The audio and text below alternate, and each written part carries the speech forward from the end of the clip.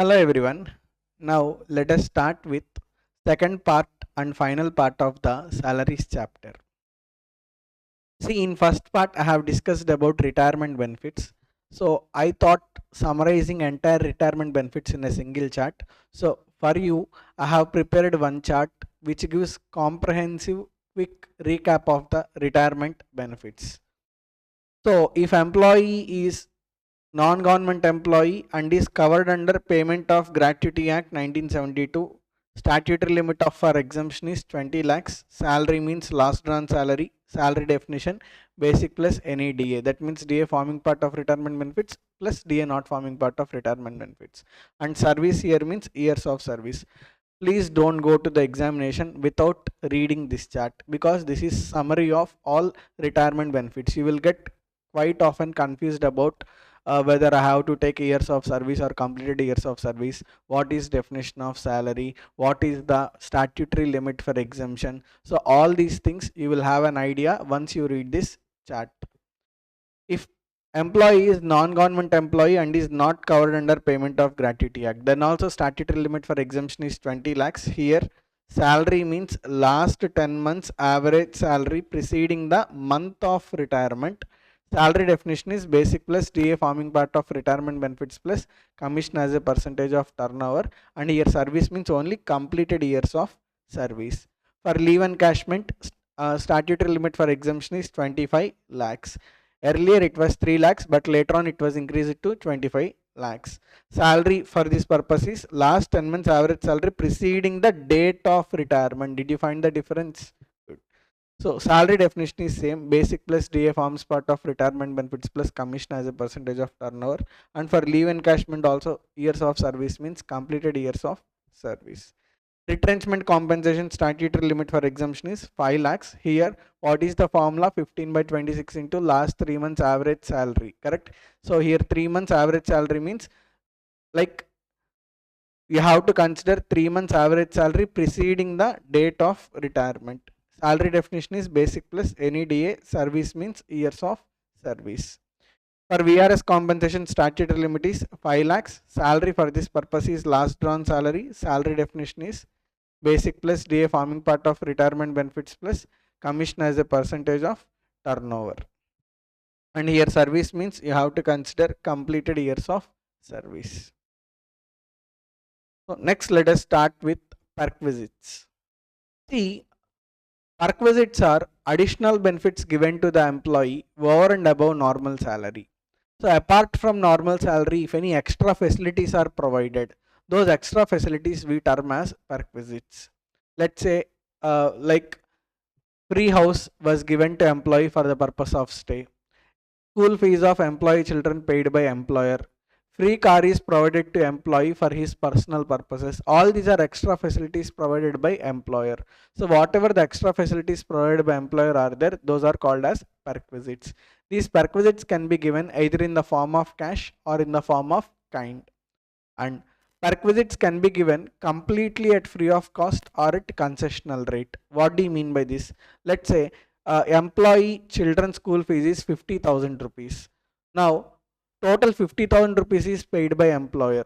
In this case, education facility is completely provided by employer. Total fees is paid by employer. Here we can say perquisite is at free of cost.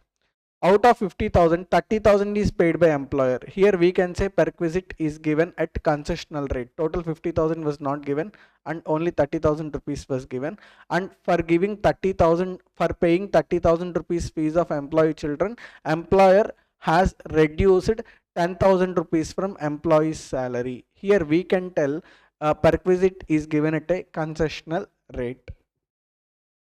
Next, only if the relationship between payer and payee is employer and employee, then only out of employer-employee relation, if any perquisite is received, then only such perquisite is taxable under the head income from salaries. If the relation between payer and payee is principal to principal relation, out of principal to principal relation, if any perquisite is received, that perquisite is taxable under the head PGBP or IFOS. I'm a chartered accountant in practice. A client gave his house to me at free of cost. Why client is giving house at free of cost to me? Because I am providing financial services to him. Now I have received perquisite. He did not give me cash, but he gave me perquisite. Now whatever the rent value will be there, that is taxable to me under the head PGBP, because there is no employer-employee relationship between client and me. There is principal to principal relation. Okay. Next, perquisite will be taxable only if it has legal origin. What do you mean by this? See, only under employer authority, if any perquisite is given, then only it is taxable. Let's say employee worked for 3 years, he discontinued from the job. After discontinuance also, for 2 months, he used the house given by the employer. See, once employment gets completed, then employer-employee relation got terminated. Even after termination of employer-employee relation, employee occupied the house given by the employer. So whatever the extra period is there, that is not authorized by employer. Without notice of employer, employee occupied the house. Now for these 2 months, perquisite is not taxable, because only if employer knows it and employer authorizes it, gives permission to it, then only perquisite is taxable. After completion of employment, without notice of employer, employee stayed in the house given by employer for 2 months. Now these 2 months are not authorized by employer. So for these 2 months, perquisite is not taxable because no authorization is given by the employer. There was no legal bound. Only if there is legal bound, only if there is employer's authority, and if any facility is received, then only perquisite is taxable. So, like, there are 3 types of perquisites. Some of the perquisites are taxable only in the hands of specified employees. Sir, who are specified employees? I will tell. Wait. Some of the perquisites are taxable only in the hands of specified employees. Some of the perquisites are taxable in the hands of all employees. All employees means what? Both specified and non-specified employees. Some of the perquisites are not taxable. That means those perquisites are not at all taxable. Now, let us see who is called as specified employee. See, there are 3 conditions. How many conditions? 3 conditions. So any employee who satisfies any one of the 3 conditions, that means what? All 3 conditions are not required to be satisfied. If at least one condition is satisfied, that's it. Employee becomes a specified employee. That's why the conjunction used here is or. Out of 3 conditions, if any one of the condition is satisfied, then employee becomes specified employee. First condition, employee come director. An individual who is employee in organization and also a director in the company is there, he is considered as specified employee for that company. Mr. Raju is there. He is working in ITC Limited. He is also a director of ITC Limited. That means he is holding 2 positions in ITC Limited. First position is employee, second position is director. Both the positions are held by him. Now we can call Mr. Raju as specified employee because he is employee come director. Next, an employee who has substantial interest in the company. What do you mean by substantial interest? Greater than or equal to 20% of beneficial ownership. Sir, what do you mean by this? Here, listen carefully. For a minute, I wanted to give a bit more clarity. See, any individual who is holding equity shareholding in the company, he is called as legal owner. But the person who enjoys benefit, who enjoys dividend or benefit out of those shares is there, he is called as beneficial owner. Let's say my father is holding 10,000 shares in ITC Limited. Now for those 10,000 shares, who is the owner? My father is the owner. My father is the legal owner. But my father instructed ITC Limited to pay whatever the dividend that comes on those 10,000 equity shares are there, those dividend should be paid to me. That means my dad gave instruction to ITC Limited to pay dividend on those shares to me. In this case, I am not the owner of those 10,000 equity shares. Still, I am receiving dividend from those equity shares. In this case, I am not the legal owner, I am the beneficial owner. Are you able to understand? So what we need to consider is not legal ownership. What we need to consider is beneficial ownership.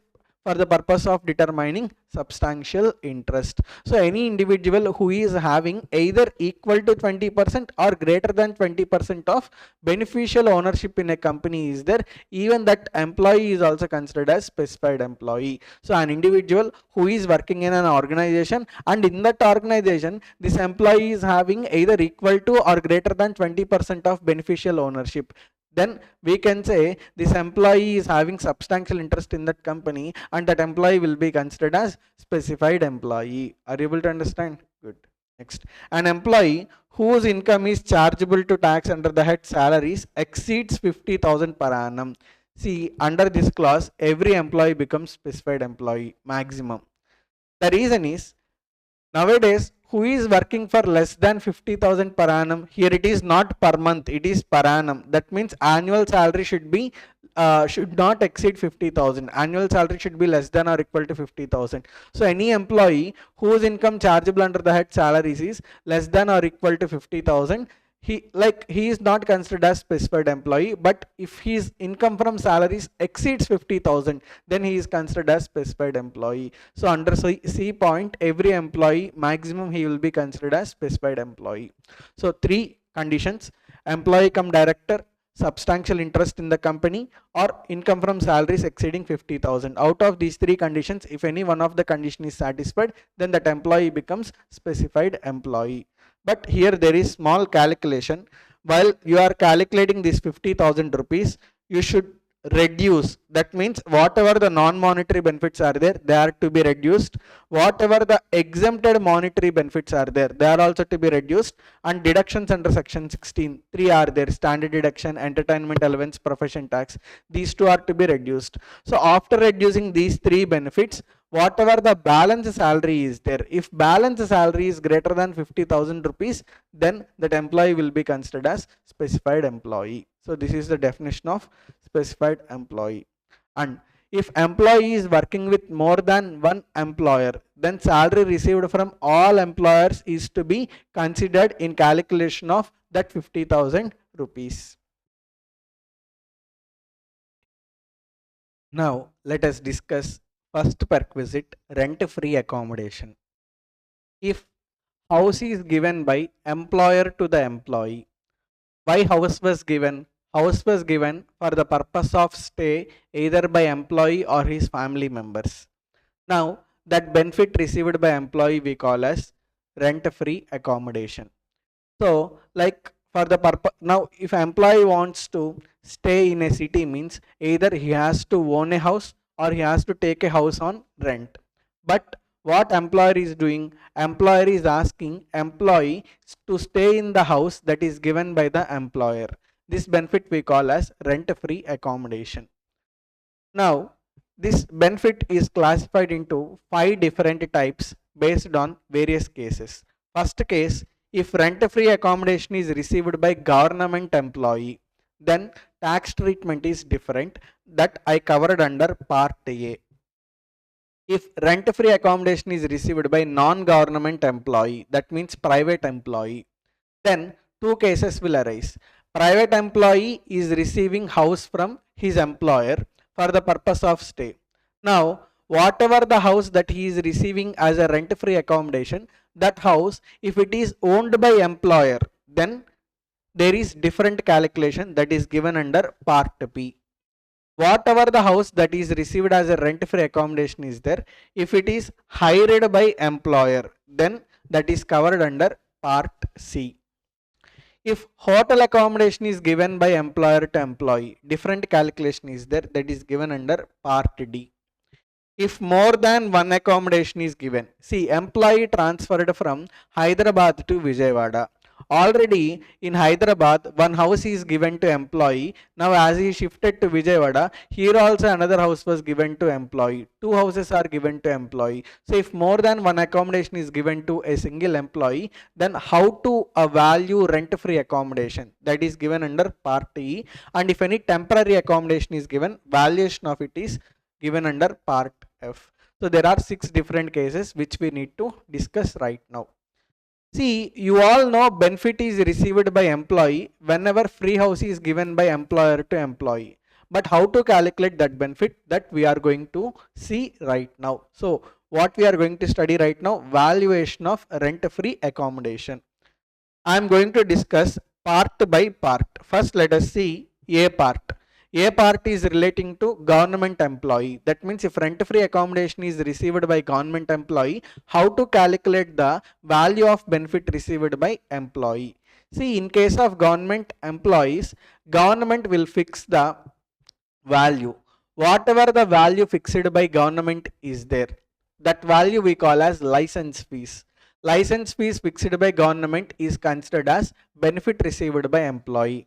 Let's say government employee is there, he got free quarters. Now government fixed the value of quarters license fees is 8,000 rupees per month. Now for receiving that free quarters by government employee from the government, 8,000 rupees benefit is taxable. Are you able to understand? So whatever the license fees fixed by government is there, that is taxable. In examination also, this particular topic is very easy. Why very easy? License fees will be already given in the question. Whatever the license fees given in the question is there, that is considered as taxable value. So in case of government employee, taxable value of rent-free accommodation is equal to license fees fixed by the government. From that you have to reduce amount recovered from employee. What do you mean by this? For giving free house to the employee, every month in his salary 3,000 rupees was reduced. That means value of benefit is 8,000 rupees. How much salary was reduced from his salary? 3,000 rupees. So net benefit is 5,000 rupees. That is considered as taxable value of rent-free accommodation. Are you able to understand? So government employee rent-free accommodation, very easy. Like whatever the license fee is given in the question is there, that is considered as taxable value. From that, if any amount is recovered from employee, that you have to reduce. If you reduce it, you will arrive at taxable value of rent-free accommodation. Another thing, see, there are two types of accommodations: unfurnished accommodation, furnished accommodation. Unfurnished accommodation means what? Only house will be given. Furnished accommodation means what? Along with house, furniture will also be given. That type of accommodation we call as furnished accommodation. See, employer is giving house. In addition to house, employer is also giving furniture. Are you able to understand? So that means what? Extra benefit is received by employee, right? So in case of furnished accommodation, whatever the value of unfurnished accommodation is there, that we will take. First we will take taxable value of unfurnished accommodation. To that we will add value of furniture. How much is value of furniture? See, if furniture is owned by employer, then we have to consider 10% of the cost. If furniture is hired by employer, then we have to consider actual hire charges paid by employer. Are you able to understand? That means what? Let's say government is giving like air conditioner to employee. That air conditioner is purchased by government. That means what? Furniture is owned by employer. Let's say value of air conditioner is 50,000 rupees. 10% of 50,000 rupees, 5,000 is considered as benefit. Are you able to understand? Let's say government took AC on rent. Government is paying 2,000 rupees rent every month, and that AC is given to employee in his house.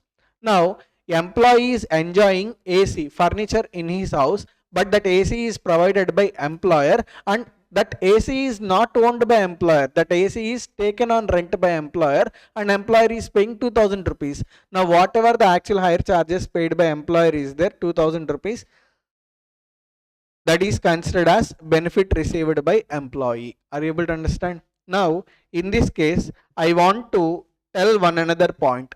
In examination, for furniture, cost is given, written down value will also be given.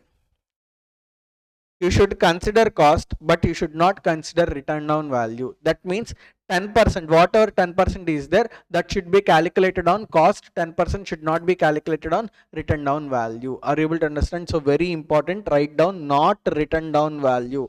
You should not calculate value of furniture on written down value. You should calculate value of furniture on cost. Are you able to understand? So this is all about first point, rent-free accommodation given to government employee. Now let us see accommodation provided to non-government employee. See, I am working in Infosys. Infosys gave me a flat for the purpose of my stay and my family's stay. Here, two cases will arise. Who is the owner of the flat? If the owner of the flat is Infosys, one type of calculation is there for valuation of rent-free accommodation. If flat is taken on rent by Infosys, then there is another type of calculation for the purpose of calculation of rent-free accommodation.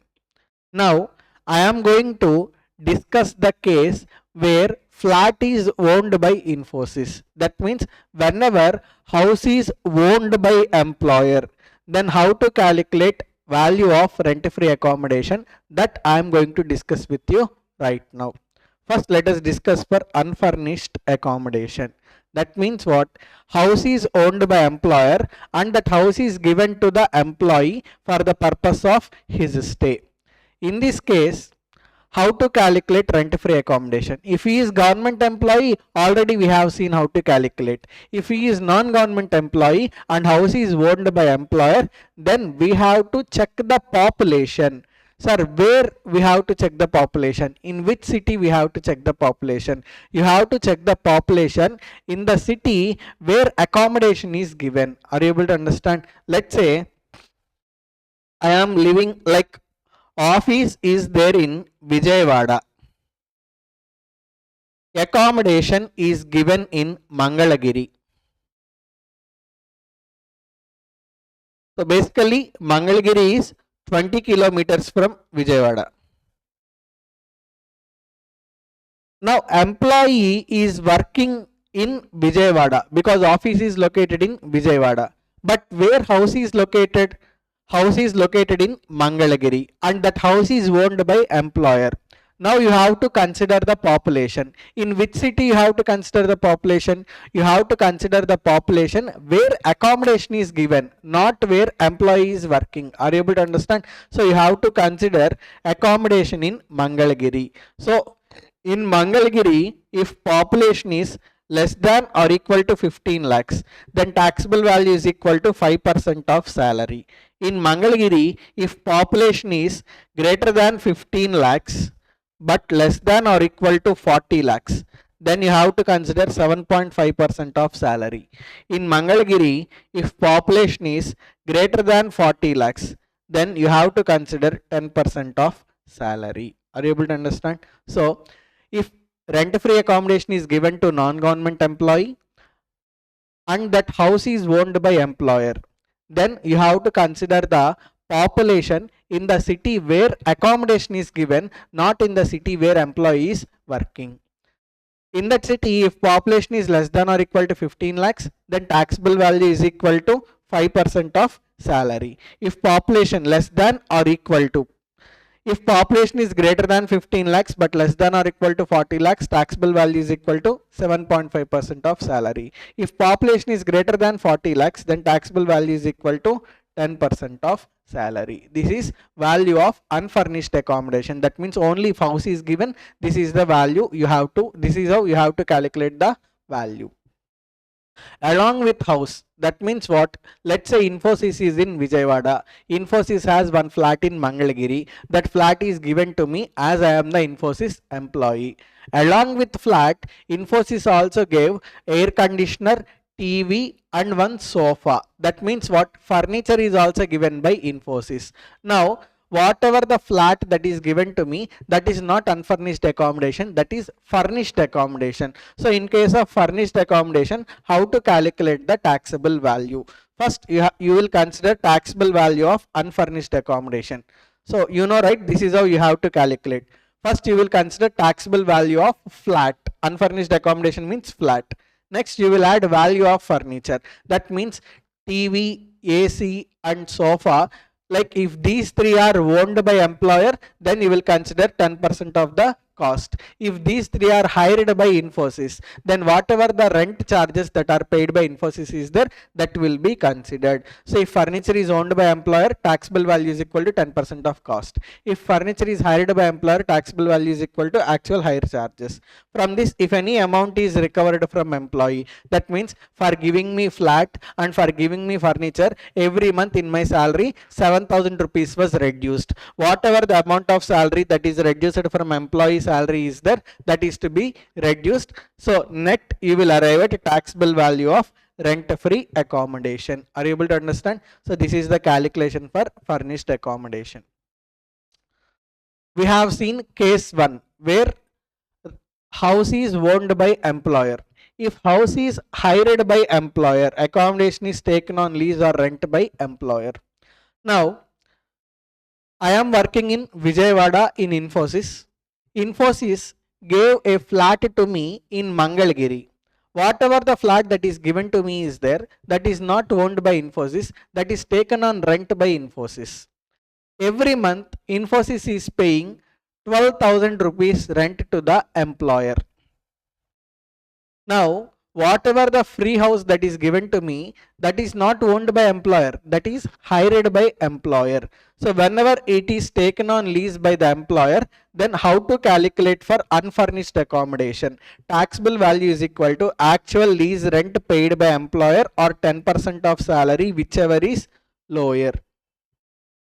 So out of these two, whichever is lower, we need to consider. So every month how much Infosys is paying? 12,000 rupees rent, correct? So you have to consider 12,000 rupees rent or 10% of my salary, whichever is lower. Are you able to understand?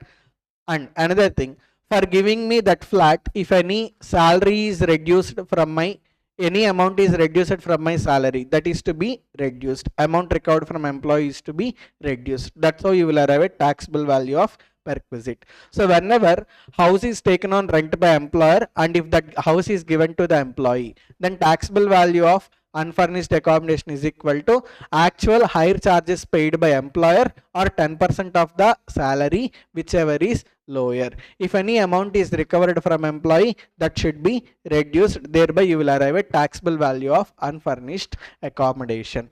Now, taxable value of furnished accommodation. That means what? Infosys took one flat on rent for 12,000 rupees and that flat is given to me being an employee. Along with that flat, furniture is also given. See, value of furniture in any case is same. Very easy. If furniture is owned by employer, you will consider 10% of the cost. If furniture is hired by employer, then whatever the hire charges that employer is paying, that you will consider. Are you able to understand? And in every case, one another point is also common. If any amount is recovered from employee, if any amount is reduced from employee's salary, that also to be reduced from value of the benefit or perquisite. Next, if hotel accommodation, that means if accommodation is provided by employer, let's say I am working in Infosys in Vijayawada. Infosys called and asked me to shift from Vijayawada to Hyderabad. So what I did now I shifted my my home from Vijayawada to Hyderabad. Why I shifted? Because like I got transferred from Vijayawada to Hyderabad. When I go to Hyderabad, initially I will not have any house. So employer gave 10 days hotel accommodation. That means for 10 days, employer Infosys booked a hotel for me. That means what? See, for the purpose of 10 days, as I newly came to Hyderabad, free accommodation is given by employer and that free accommodation is given in a hotel. So whenever free accommodation is given in a hotel, like of course, hotel is a furnished accommodation, right? They will not give only room. Along with room, furniture will also be given. So whenever hotel is given to the employee, then value of rent-free accommodation is equal to 24% of the salary or actual hotel charges paid, whichever is lower. You know, once you qualify chartered accountancy and go for campus placement, in campus placement, if you get selected, then employer along with your joining letter, he will also send a voucher for hotel stay. Let's say my friend recently got job in one MNC company.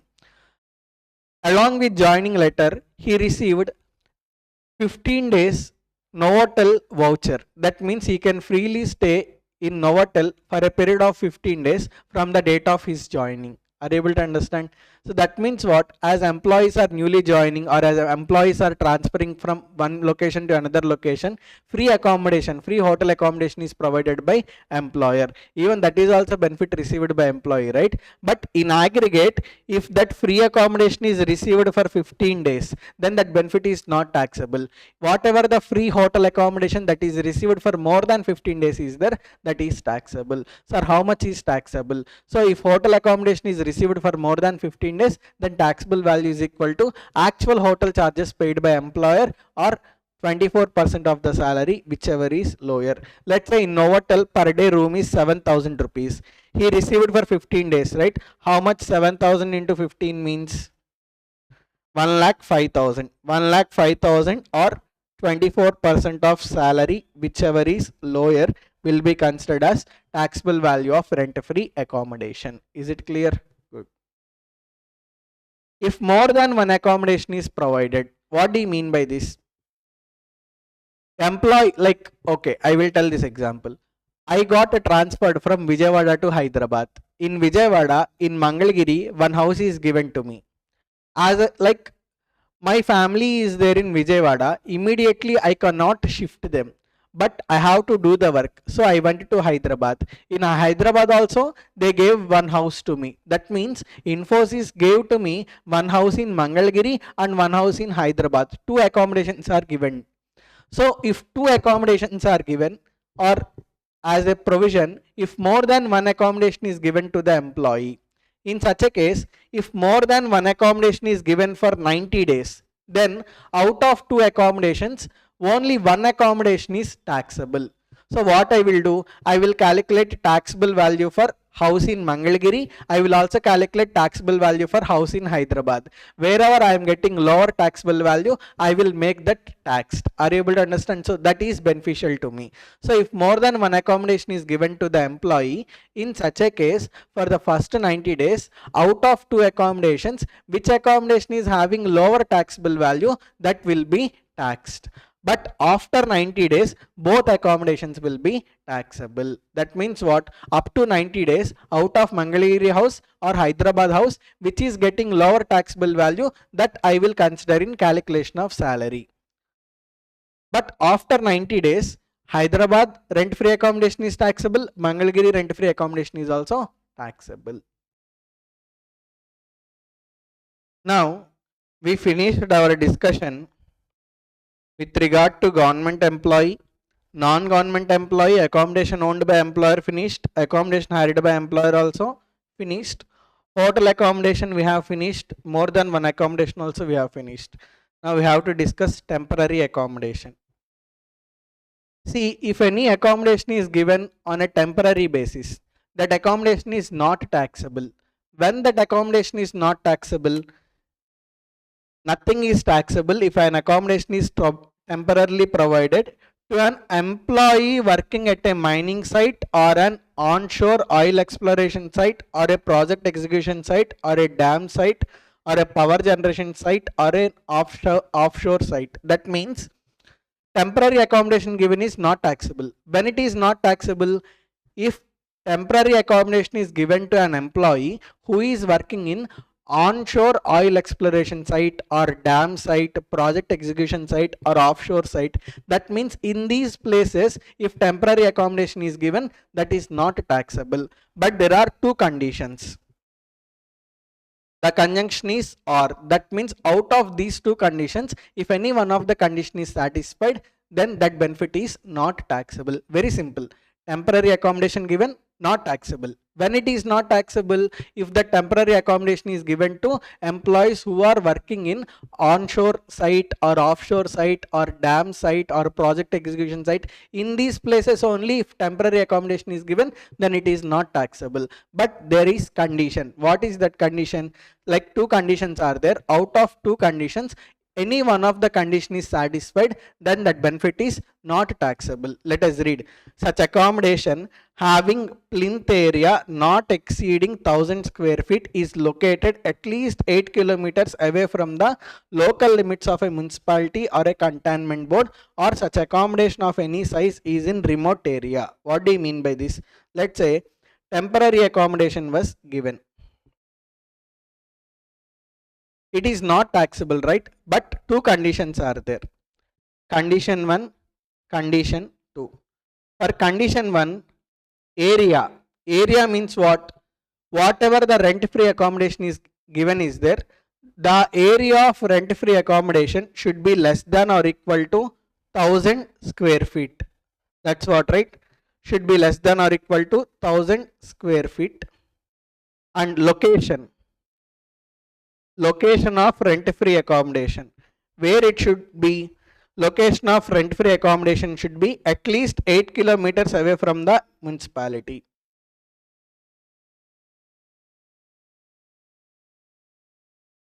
Away from municipality.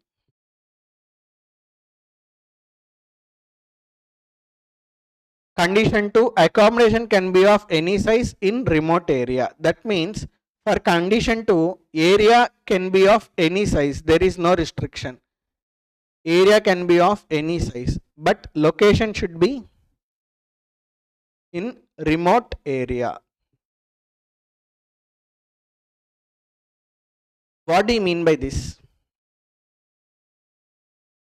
If temporary accommodation is given for those employees who are working in those places, okay, oil exploration, project execution, dam site, then if the temporary accommodation is provided, we have to check the area. If the area of rent-free accommodation is less than 1000 square feet, less than or equal to 1000 square feet, and the location of the temporary accommodation is 8 kilometers away from the municipality. That means what? Let's say this is Vijayawada municipality. You have to consider end. From this end, you have to consider 8 kilometers. After this 8 kilometers, if temporary accommodation is given, and if the temporary accommodation area is less than or equal to 1000 square feet,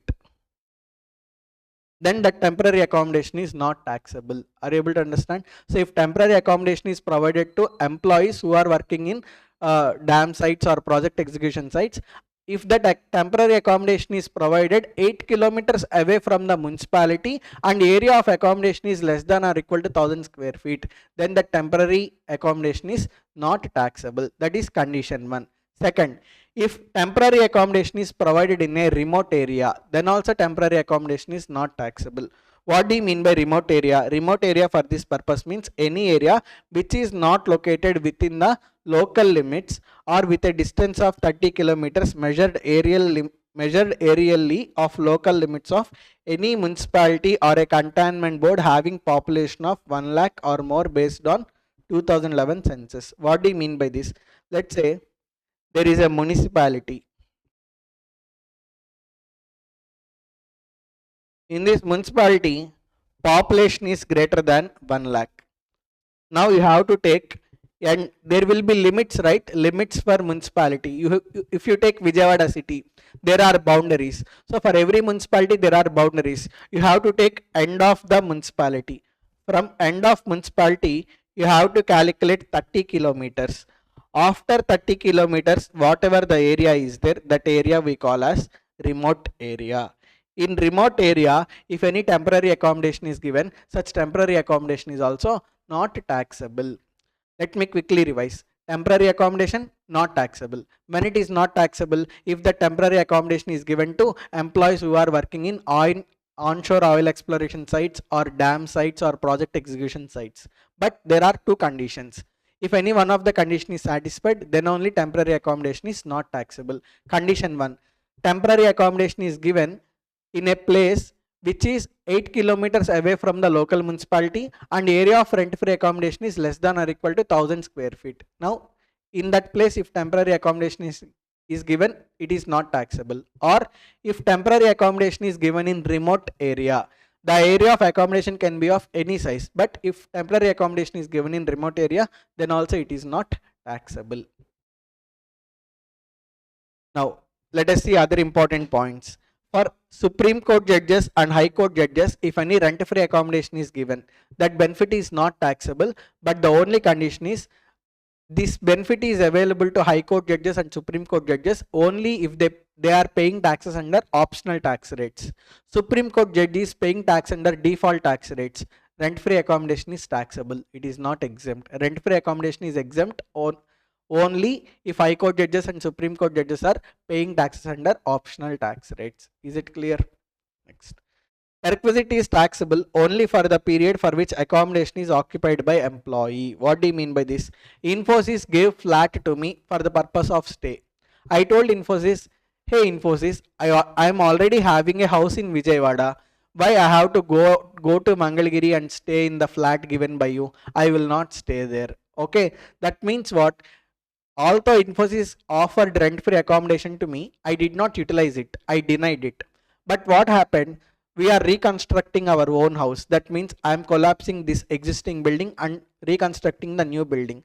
So from October to December, 3 months, I utilized the house given by Infosys in Mangalgiri. Now only for these 3 months rent-free accommodation is taxable. Even the rent-free accommodation is given by Infosys to me for 12 months, I did not utilize it. Okay, I denied the offer, but I accepted the offer only for a period of 3 months. Now only for these 3 months rent-free accommodation is taxable. And another important point, rent-free accommodation is taxable for these 3 months, right? In formulas we have seen like 5% of salary, 10% of salary, 7.5% of salary. So when you are calculating taxable value of rent-free accommodation, these 3 months salary only you have to consider. On 3 months salary, you have to apply 5% or 7.5% or 10%. That means what? If accommodation is not occupied by employee for the whole year and accommodation is occupied only for a specified period, for that specified period only we will calculate rent-free accommodation, and for calculation of rent-free accommodation for that specified period, whatever the salary is there, only that salary we will take for the calculation. Is it clear? For calculation of rent-free accommodation, salary accrued for the period for which accommodation is occupied by employee. That means what? I have occupied house in Mangalgiri for 3 months. So I will also consider only 3 months salary. On this 3 months salary only I will apply 5%, 7.5% or 10%. From last 20-25 minutes onwards, I am discussing salary. Sir, what is salary? For rent-free accommodation, salary calculation is different. For the purpose of valuation of rent-free accommodation, salary includes all benefits. Basic salary, DA forming part of retirement benefits, bonus, commission, fees, all taxable allowances, any monetary benefit which is chargeable to tax. Simple. Salary includes all amounts which are chargeable under the head salaries, but exclusions are important. These 5 items are to be excluded from salary when you are calculating taxable value of rent-free accommodation. See, you know DA, right? Dearness allowance. DA is of 2 types. Forming part of retirement benefits, not forming part of retirement benefits. So whatever DA not forming part of retirement benefits is there, that should not be considered in calculation of salary. That means I am calculating salary. I found DA not forming part of retirement benefits. Exclude it. Whatever DA not forming part of retirement benefits is there, that is to be excluded from total salary. And employer contribution to Provident Fund and interest thereon. Next we are going to study welfare contributions. At that time you will understand. So whatever employer contribution to recognized Provident Fund and interest on employer contribution is there, it is taxable under the head salaries. But that amount you should not consider. That amount is to be excluded from salary only for the purpose of calculation of rent-free accommodation. See, generally we will calculate income from salaries. That is different. For the purpose of calculation of rent-free accommodation, you have to calculate salary separately. Whatever the salary that is calculated separately is there, on that salary you have to apply 5%, 7.5% or 10%. Are you able to understand? So for rent-free accommodation, you have to calculate salary separately. And when you are calculating that salary, don't consider, exclude DA not forming part of retirement benefits, exclude employer contribution to Provident Fund, also exclude interest on that employer contribution. Next, exempted allowances. Whatever the exempted allowances are there, they are also to be excluded. For example, education allowance is there. It is exempt up to 100 rupees per month for maximum 2 children. Hostel allowance is there. It is exempt up to 300 per month up to a maximum of 3 children. Whatever the exempted amount of allowance is there, that is also to be excluded from salary. Perquisites. Right now we are studying perquisites, right? Whatever the other perquisites are there, education facility, medical facility, they are also to be excluded in calculation of salary. Retirement benefits, we have discussed retrenchment compensation, leave encashment, VRS, all these are to be excluded. So only for the purpose of rent-free accommodation, you have to calculate salary separately. In that salary calculation, don't consider DA not forming part of retirement benefits, don't consider employer contribution to Provident Fund, don't consider interest on employer contribution, don't consider exempted allowances, don't consider perquisites, don't consider retirement benefits. After excluding these 5 items, whatever the balance salary is there, on that balance salary you will apply, you will do the calculation of rent-free accommodation. As we discussed rent-free accommodation, now let us see one problem for better understanding. In case of Mr. Marco, employer provides own accommodation. Own accommodation is provided by employer. Well furnished at Delhi. In Delhi, obviously the population is greater than 40 lakhs, right? The written down value of the furniture works out to 3000. See, question, written down value was given and cost also given. You have to apply 10% on cost or written down value. We have to apply 10% on cost. Marco draws 15,000 per month basic salary and 2,500 per month as monthly commission.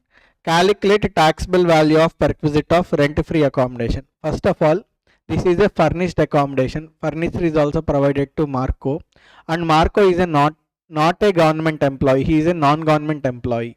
In such a case, first, value of unfurnished accommodation. Population is less than or equal to 15 lakhs, then 5%. Greater than 15, up to 40 lakhs, then 7.5%. Greater than 40, calculation, taxable value is equal to 10% of salary.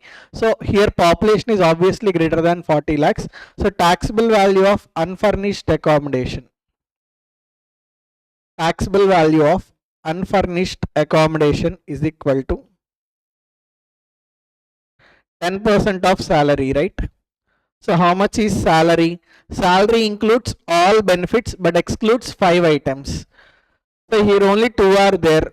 Basic salary is included in salary, commission is also included. So 15,000 plus 2,500. So 10% of 15,000 plus 2,500 into 12 months. How much?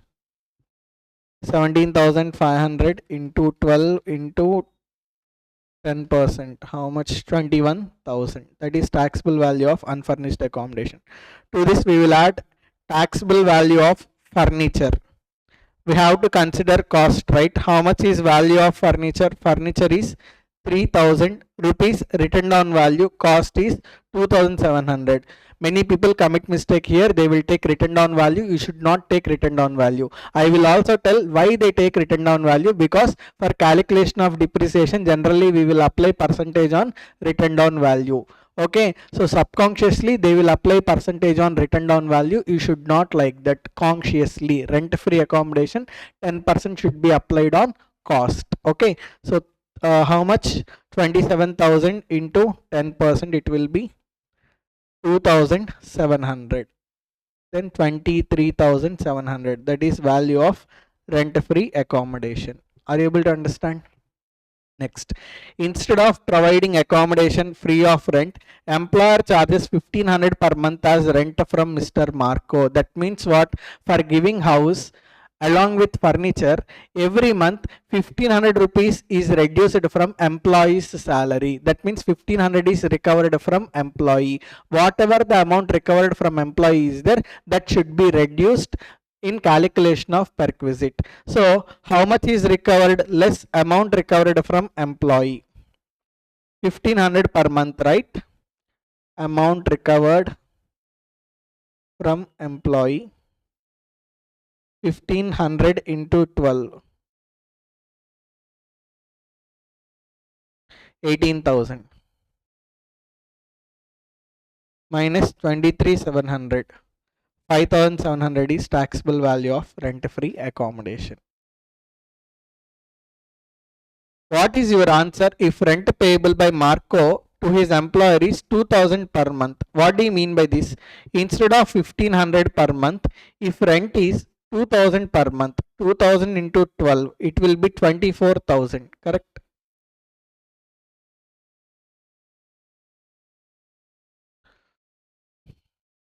If it is 24,000, then the answer is negative, right? Answer is minus 300. In this case, you should not consider minus 300. The taxable value of perquisite is nil. Are you able to understand? So if taxable value of rent-free accommodation is negative, then you have to consider taxable value of rent-free accommodation as 0. Next, inflation linked valuation if same accommodation is provided for more than 1 year. Listen, same accommodation is given to employee for more than 1 year. Infosys gave me a flat in Mangalgiri last year. The same flat is also given to me in current previous year. So if same rent-free accommodation, if same accommodation is given to the employee for more than 1 year, then you have to consider inflation also. Like inflation is also to be considered in calculation of taxable value of rent-free accommodation. I will tell. So if more than, sorry, if same accommodation is given to employee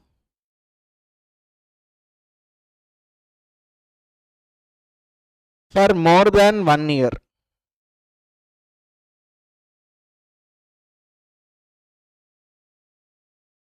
then taxable value of rent-free accommodation is equal to rent-free accommodation as per provisions or inflated rent of first previous year, inflated rent of first previous year, whichever is lower. That means whenever the same accommodation is continuously given to employee for more than 1 year, from second year onwards, taxable value of rent-free accommodation is equal to rent-free accommodation as per provisions or inflated rent of first previous year, whichever is lower. Don't be tensed. We will do one problem, then you will get clarity. Have patience. Listen completely till the end. Now here first previous year means previous year 23-24 or first year of accommodation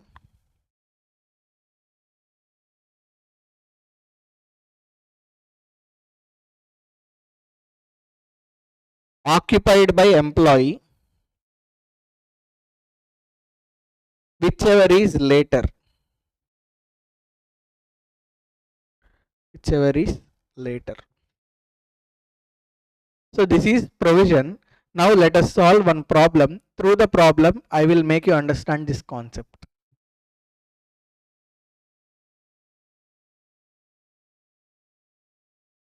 Yeah, another note point also. Here, inflated rent of first previous year. What is inflated rent of first previous year? Inflated rent of first previous year is equal to rent of first previous year into cost inflation index of current previous year divided by cost inflation index of first previous year. This is the formula. You may not understand now, but once we finish the problem, you will get clarity. X is a Chief Financial Officer of A Limited. Since 1st April 2024, when he joined A Limited for the first time, when he is joining A Limited for the first time, 1st April 2024, that means he joined A Limited in previous year 24-25, correct? And posted in Mumbai. He gets following salary or allowance or perquisite. Salary per month, carefully, 5 lakhs. It is not per annum, per month salary. Salary per month 5 lakhs. Special allowance per month 50,000. Total salary is 5,50,000.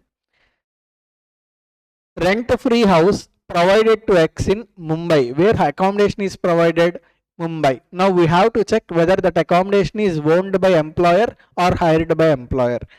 House is owned by employer. If house is owned by employer, we have to check the population in a city where accommodation is given. Here accommodation is given in Mumbai. So in Mumbai, obviously population is greater than 40 lakhs, right? Whenever the population is greater than 40 lakhs, taxable value is equal to 10% of salary. And furniture is also provided. That furniture is owned by employer and the value of furniture is 8 lakhs. So shall we calculate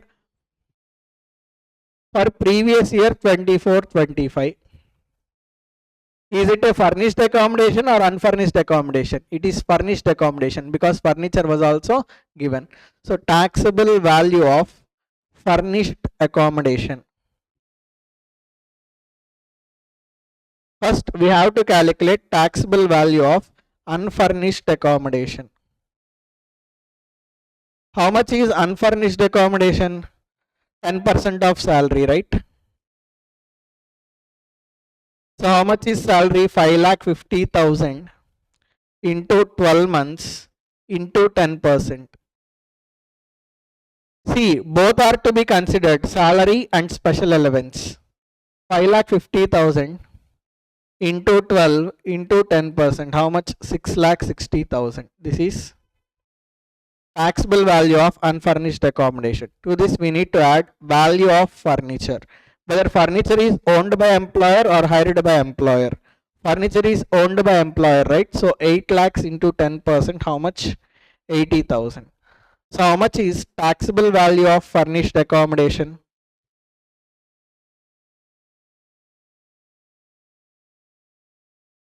$6,60,000 plus 80,000, total 7,40,000. That is taxable value of furnished accommodation. Correct?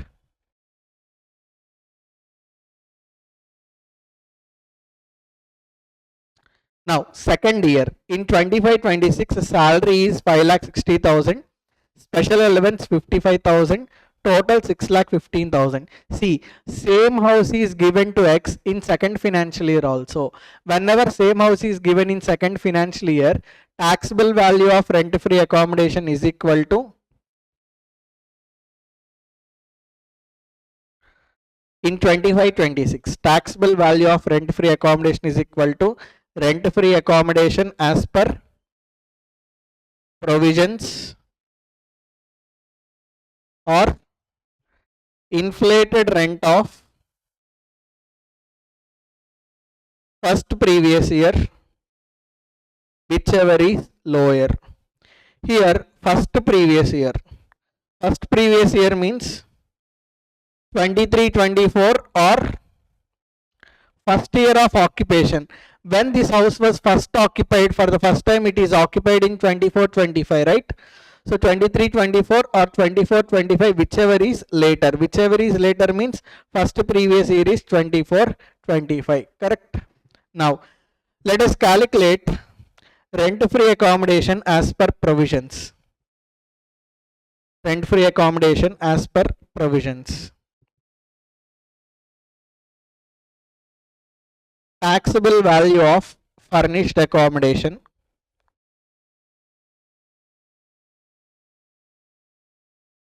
First, let us calculate taxable value of unfurnished accommodation. See, accommodation is given in Mumbai, right? So taxable value of unfurnished accommodation is 10% of salary. How much is salary? 6,15,000. Correct. Salary is 6,15,000. So 6,15,000 into 12 months into 10%. How much? 7,38,000. To this we need to add furniture value, right? How much is furniture value? 80,000. We did calculation in previous problem. 7,30,000 plus 80,000, 8,18,000. So this is taxable value of rent-free accommodation as per provisions, correct?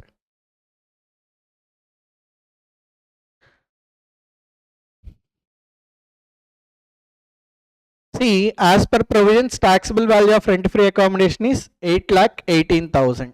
Now, shall we calculate inflated rent? Inflated rent of first previous year.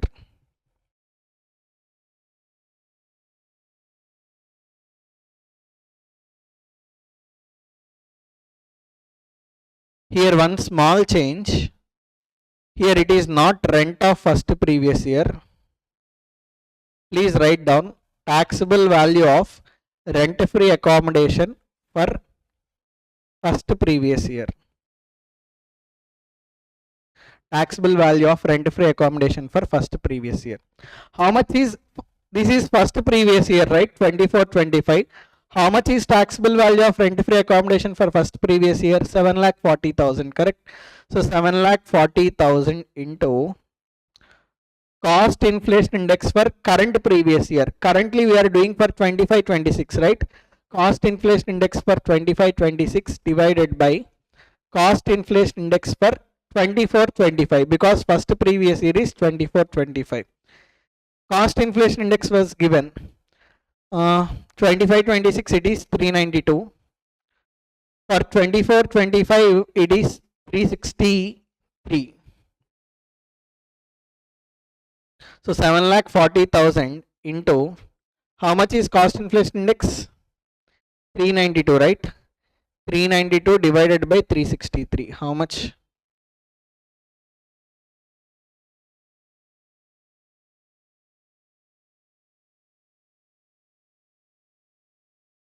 It is 7,99,118. So again, let us come back to the formula. Taxable value of rent-free accommodation is equal to rent-free accommodation as per provisions. As per provisions, how much is rent-free accommodation? 8,18,000. 8,18,000. How much is inflated rent? Inflated rent is 7,99,118. 7,99,118. Out of these two, whichever is lower means 7,99,118. Are you able to understand? You can see here. As per provisions, it is 8,18,000. 8,18,000 or 7,99,118, whichever is lower means 7,99,118 is taxable value of rent-free accommodation. Now did you understand? So if same accommodation is provided for more than 1 year, then taxable value of rent-free accommodation is equal to rent-free accommodation as per provisions or inflated rent of first previous year, whichever is lower.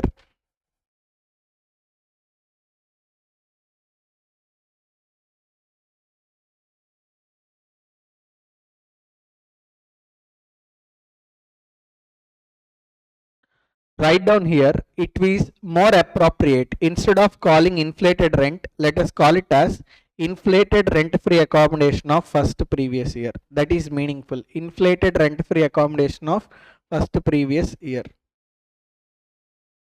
Inflated rent-free accommodation of first previous year.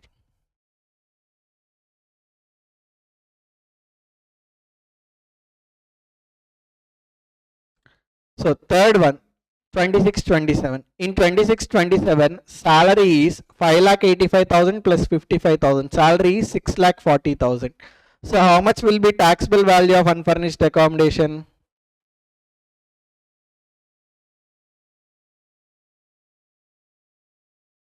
6,40,000, right? Salary 6,40,000.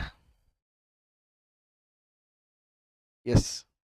Into 12 months into 10%. So currently we are doing for 26-27. Okay. 25-26 or we are doing for 26-27. 6,40,000 into 12 into 10%. How much? 7,68,000.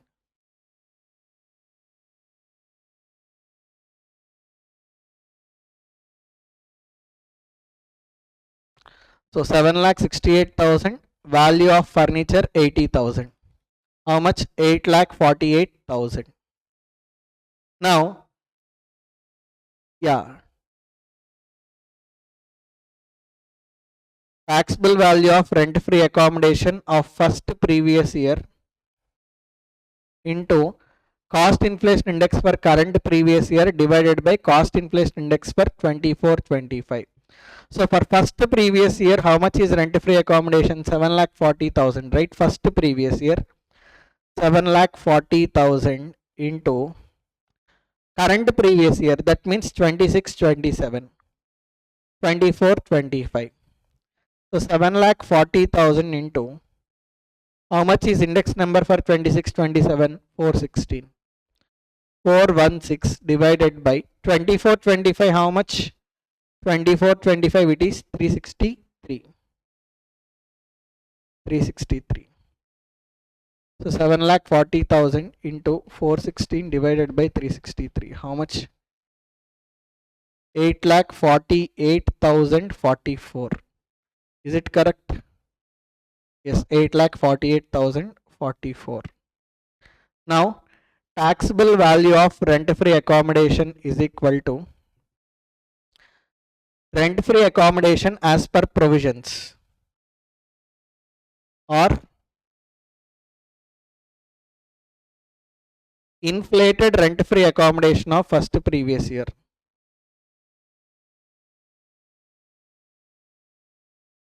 Whichever is lower. How much is rent-free accommodation as per provisions? 8,48,000, right? 8,48,000 or inflated one 8,48,044. Whichever is lower means 8,48,000 will be taxable value of rent-free accommodation. Simple. Taxable value of rent-free accommodation is equal to rent-free accommodation as per the provisions or inflated rent-free accommodation of first previous year, whichever is lower. See this concept, whatever this concept is there, this concept is applicable only if the same house is given for more than one previous year. Are you able to understand?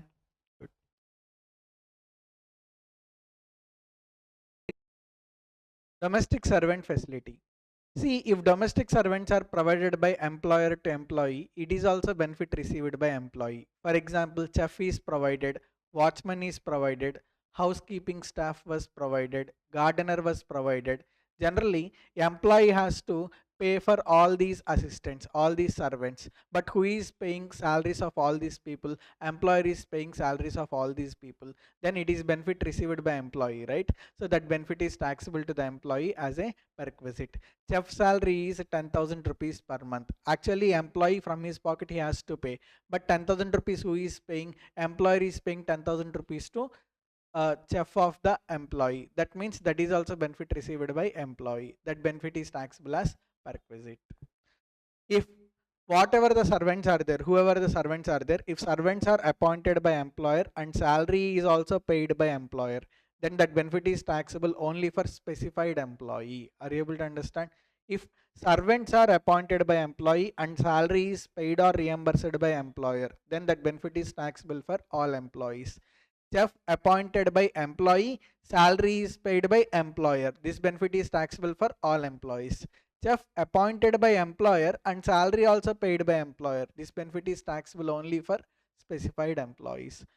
What is the amount that is taxable as benefit? Whatever the salary paid by employer to domestic servant is there, that amount is taxable as perquisite. So salary paid by employer minus amount recovered from employee. That means for providing domestic servant facility, if any amount is reduced from employee salary, that amount is to be reduced from value of perquisite. Are you able to understand? Next. Domestic servant allowance. Allowance means what? Every month 20,000 rupees is given to employee. How many servants that employee wants, he can appoint out of the 20,000 rupees. That means if lump sum amount is given for domestic servants, then that we call as domestic servant allowance. Domestic servant allowance is fully taxable in the hands of employee.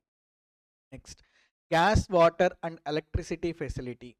See, gas connection, water connection, electricity connection, these three are in the name of employer and bills are also paid by employer. In this case, the benefit is taxable only in the hands of specified employees. See, I am living in employee quarters. In employee quarters, electricity connection, water connection, gas connection is in the name of employer only. Are you able to understand? Now, these bills are also paid by employer. Now, benefit is received by me. I am using water facility, gas facility, electricity facility at free of cost. Now, this benefit is taxable only if I am a specified employee. Are you able to understand? Now, see, those employees who are living in employee quarters, they are enjoying all these benefits. Some of the employees are not there in employee quarters because there is no place, so they are living outside the employee quarters. Now, employer is paying gas bills, water bills, electricity bills of those who are staying in employee quarters.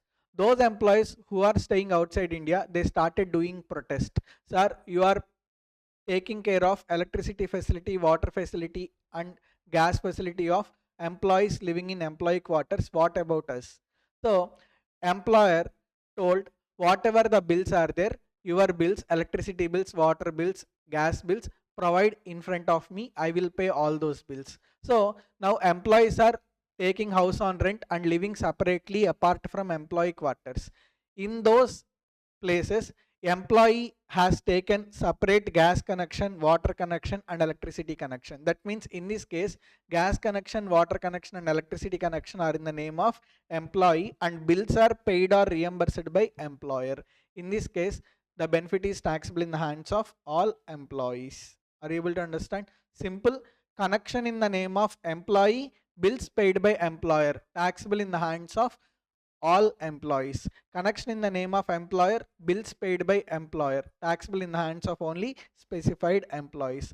How much amount is taxable? Whatever the bills that are paid, the actual paid bills amount is taxable. Actual charges paid by employer minus amount recovered from employee. Let's say current bill is 8,000 rupees. 8,000 rupees is paid by employer. Now 8,000 is benefit received by employee, right?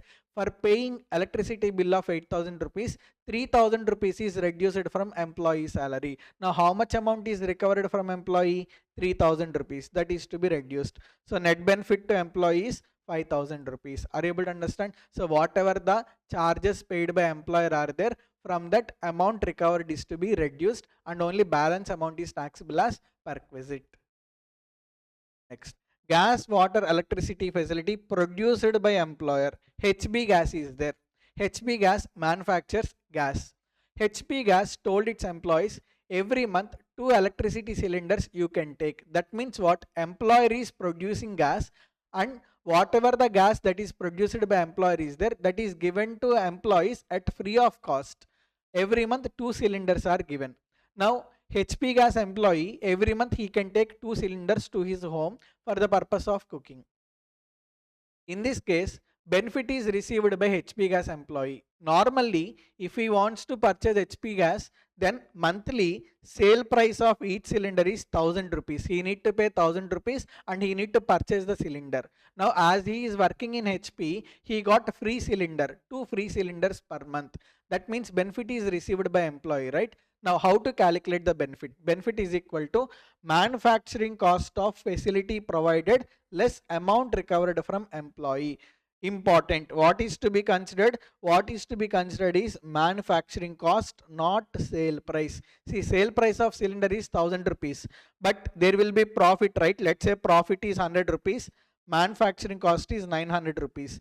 What is taxable is not 1,000 rupees. What is taxable is 900 rupees. Are you able to understand? So if gas connection, electricity connection, water facility, gas facility, water facility, electricity facility, if these are provided by employer from his own resources, then taxable value to the employee is equal to manufacturing cost incurred by employer. If any amount is recovered from employee, whatever the amount recovered from employee is there, that is to be reduced from manufacturing cost. Next, education facility. See, employee children, they are studying in a private school or they are studying in a school which is not owned by employer, and whatever the fees of employee children is there, it is paid by employer. Are you able to understand? Then that benefit is taxable for all employees. You can see if school fees of employees children or employees household paid or reimbursed by employer, that means education facility can be given to any family member of employee. Education facility can be given to employees children or any other family members of employee.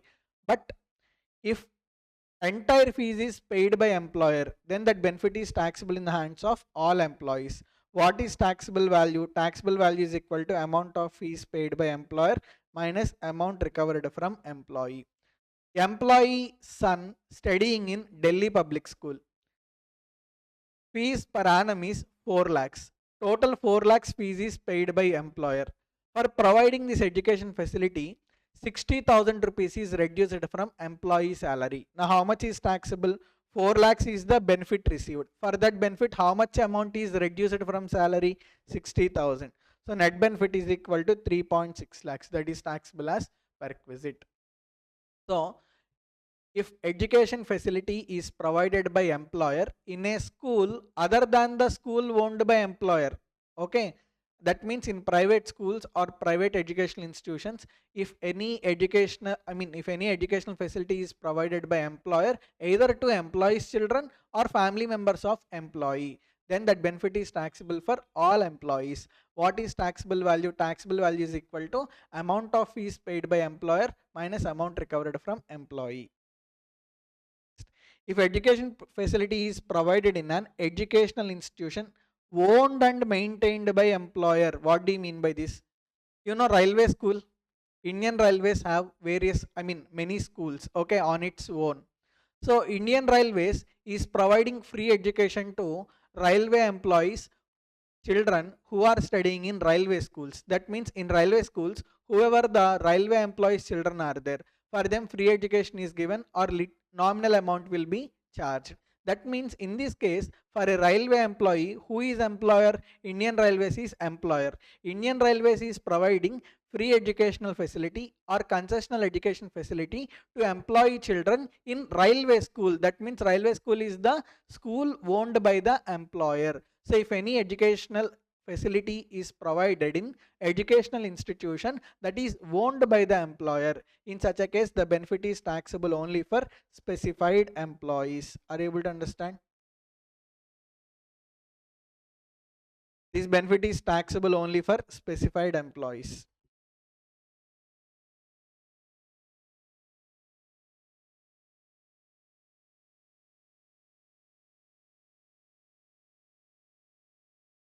Do you know army schools? Who will study in army schools? Those army employees children will study in army school. Okay, they will be given free education facility or concessional education facility. In that case, employer is providing education facility to employee children in a school owned by the employer. So whenever education facility is provided in employer's own educational institution, in that case benefit is taxable only for specified employees.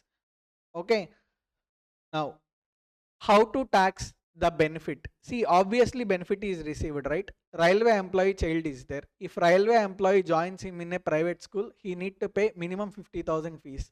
Now railway employee joined his children in railway school. Now he is not required to pay fees, or he is required to pay nominal fees of 5,000 rupees. Okay, that is benefit received by employee, right? How to calculate that benefit? If education facility is provided in employer's own educational institution, then if it is provided to children of employee, we have to see cost of education in the similar institution in the same locality. What do you mean by this? Let's say railway school is there in Vijayawada. We have to find another school beside railway school or in that locality which is providing same facilities. Okay, let's say railway school is there. Railway school is air conditioned, AC is there in railway school, for example. So in that same locality, if there is any school with the same AC facility and the same amenities just like as railway school, we have to check what is the cost of education in the similar school. If cost of education in the similar institution is less than or equal to 1000 rupees, then that benefit is not taxable. If cost of education is greater than 1000 rupees, then two alternatives are available. Either it is fully taxable or excess is taxable. Cost of education minus 1000 rupees per month. I will tell example. Beside railway school, Sri Chaitanya school is there. Okay, Sri Chaitanya school is also having same facilities and amenities just like as railway school. In Sri Chaitanya school, the cost of education is 800 rupees per month. In this case, benefit is not taxable. Benefit is not at all taxable. Second case, cost of education is 1400 rupees per month. Now, two alternatives are there. Either 1400 is fully taxable or 400 is taxable. Are you able to understand? 1400 minus 1000 rupees per month, 400 is taxable. Please remember, education facility provided in employer owned educational institution, only if it is provided to children of employee, then only 1000 rupees benefit is available. If it is provided to other family members, 1000 rupees benefit is not available. Only if education facility is provided to children of employee, then only 1000 rupees exemption is available. If education facility is provided to other family members of employee, then whatever the cost of education in similar institution is there, that amount is fully taxable. 1000 rupees exemption is not available. So you can write here, for provided to family members of employee, 1000 rupees exemption is not available.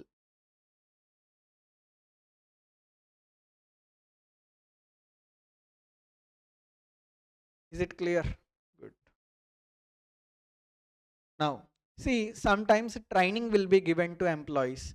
If any training is given to employees, you can see even in banks also, for senior managers, training sessions will be conducted. 1 week uh, workshop, training session, 10 days workshop. Okay, like all bank managers will be called to Mumbai. In Mumbai, training sessions will be conducted. In those training sessions, accommodation and food will also be taken care by the employer only. Now, if any amount is spent for training of employees, including stay and food, that amount is benefit received by employee, but that benefit is not taxable. The reason is, employer is giving training to the employee for the purpose of employment. That's why if any benefit is received by employee as part of the training, that benefit is not taxable. And this exemption is available to any number of children. Employee has 4 children. For 4 children, free education is provided by employer in his own educational institution. Now for 4 children, if cost of education in similar educational institution is less than 1000 rupees, for 4 children the benefit is not taxable. Are you able to understand? Here many students gets confused. Education allowance is different, education facility is different. In case of education allowance, lump sum amount is given. In case of education facility, actual fees is paid by employer, or education facility is provided by employer in his own educational institution. So please understand the difference. Education allowance is different, education facility is also different. For education allowance, exemption is 100 rupees per month up to a maximum of 2 children. For education allowance, limit is there only for 2 children. For education facility, there is no limit. Any number of children can get benefit out of education facility. If any amount is recovered from employee, it shall be reduced from taxable. Now let us discuss medical facility. See, employer can provide medical facility to either employee or family members of employee. In certain cases, medical facility is not taxable, medical facility is exempt. What are those cases? Let us see. If medical facility is provided in a hospital maintained by employer, owned or maintained by employer, the employee is suffering from certain disease. Employer has his own hospital. In a hospital owned by employer, medical treatment was given to employee at free of cost. Now this is benefit received by employee, right? That benefit is not taxable, that benefit is exempt. For example, let's say uh, Mukesh Ambani is there. not Mukesh Ambani. Let's say army hospitals are there. Now, army soldiers family has one particular type of disease. For that disease, treatment is given in army hospital at free of cost. Now the same soldier, if he visits private hospital, he need to pay lot of medical bills. As he visited army hospital, his employer's own hospital, treatment was done at free of cost. Now benefit is received by that soldier, right? Who is employee of Indian Army. Now that benefit received by soldier is not taxable, it is fully exempt. So simply if medical facility is provided in a hospital owned or maintained by the employer, then whatever the medical facility benefit received by employee is there, it is not taxable, it is fully exempt. Next, second case, reimbursement of medical expenses incurred in a government hospital or any other hospital approved by government. Now, employee has teeth problem. Employee went to government dental hospital. He got a treatment done. He purchased medicines and he paid certain expenses. Whatever the medicine expenses and medical expenses are there, these are reimbursed by employer.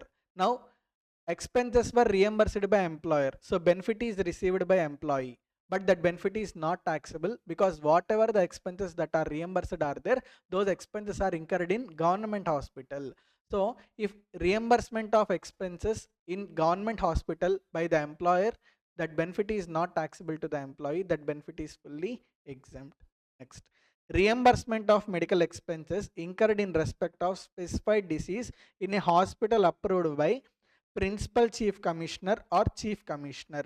See, under income tax act also hierarchy, there are principal chief commissioner and chief commissioner. So every year principal chief commissioner and chief commissioner will notify certain hospitals.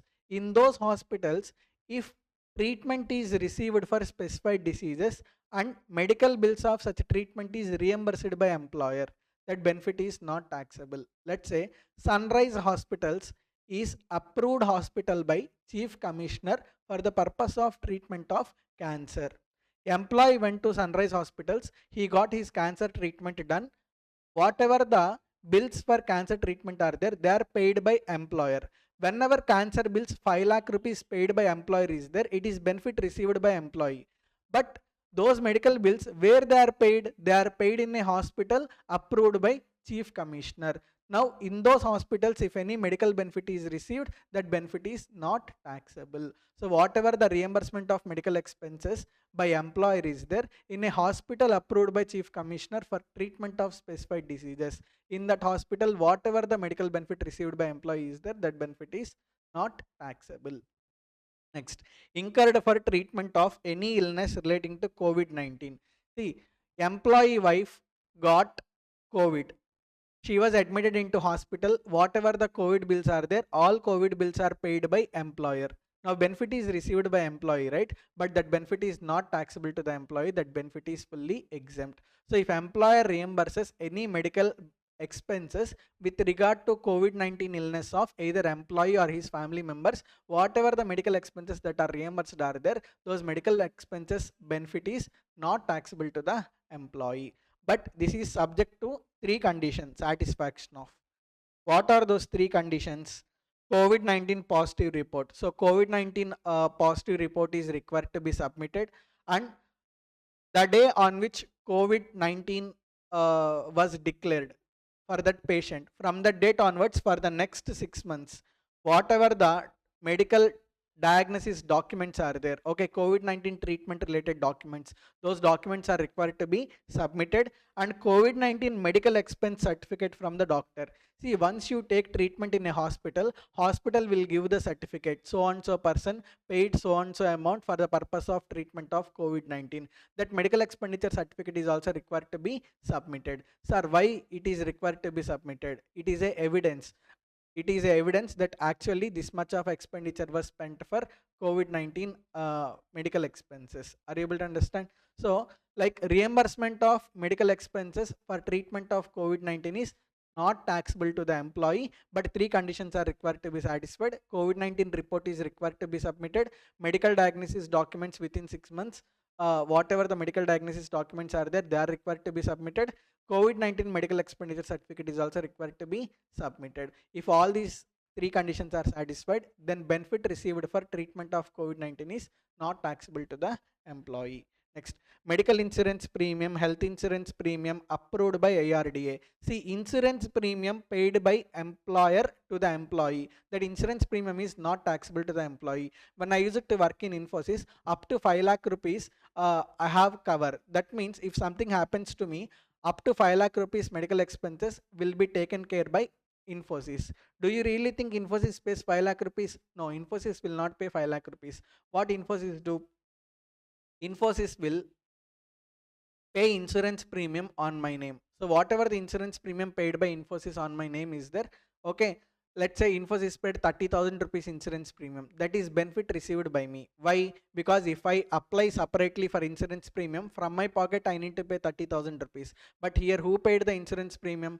Infosys paid insurance premium. So that 30 rupees is benefit received by me, but that benefit is not taxable. So if employer pays medical insurance premium of employees or health insurance premium of employees, that benefit received by employee is not taxable, provided whatever the insurance policy that is taken by employer is there, it should be approved by IRDA, Insurance Regulatory and Development Authority. Okay. Next, premium paid on personal accident insurance policies on the life of employees. See, generally transport companies, okay, for the life of drivers and cleaners, they will take personal accident policy. They will be daily driving in trucks, right? So chances of accident is there. So they will take personal life policy. Okay, sorry, personal accident policy. So for personal accident policy also, if any premium is paid by employer, that premium is not taxable to the employee. In other cases means what? In a private hospital, employee took the treatment. That hospital bills are paid by employer. Now this benefit is received by employee, but that benefit is not exempt. That benefit is fully taxable. Employee got heart stroke. He went to the doctor and he got open heart surgery done with a family doctor, not in government hospital. Okay, with the family doctor.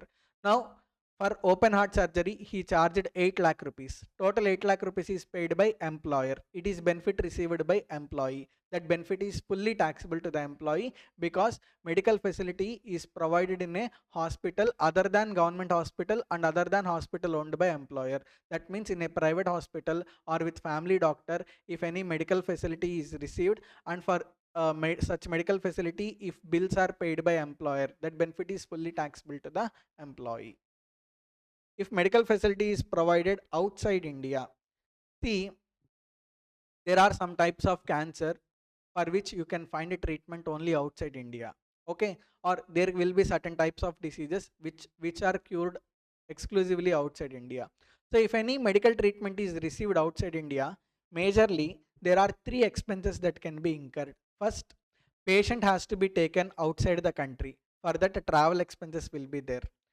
During the period of medical treatment, they have to stay outside India. Okay, they have to live in a room or live in a place. So for that, stay expenses will be there, and for the treatment, medical expenses will be there.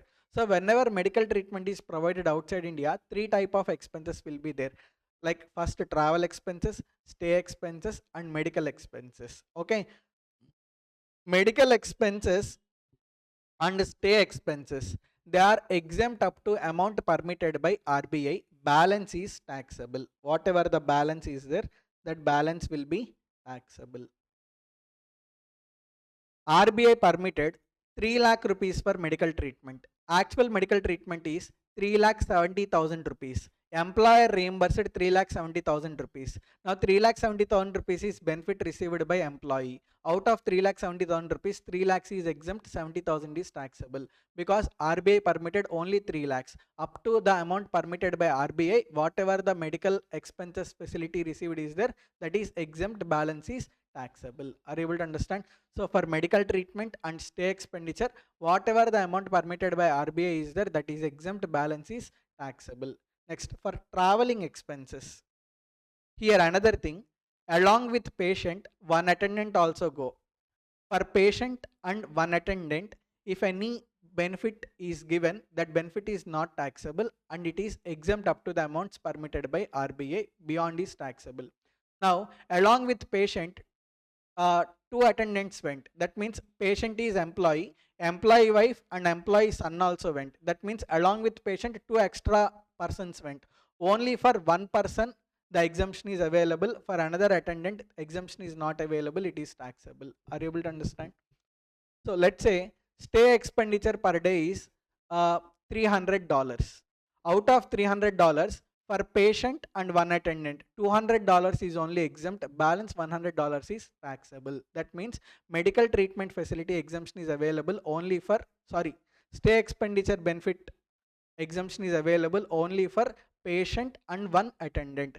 Other than one attendant, if second attendant goes, means for second attendant whatever the stay expenditure incurred is there, which is reimbursed by employer is there, that is fully taxable.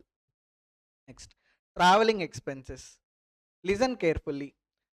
Traveling expenses reimbursed by employer. That means let's say employee went to United Kingdom, UK, London. So to go to London, flight expenses will be there, right? Traveling expenses. Those travel expenses also reimbursed by employer. Now it is benefit received by employee. But that benefit is taxable only if gross total income is less than or equal to 2 lakhs. So if gross total income is less than or equal to 2 lakhs, then traveling expenditure benefit is not taxable. If gross total income is greater than 2 lakhs, then traveling expenditure benefit is taxable. I will explain one example through which you will understand better.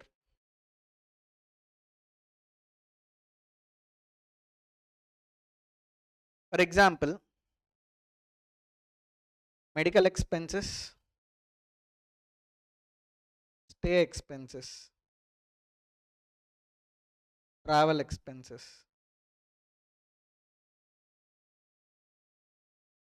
actual expenditure permitted by RBI.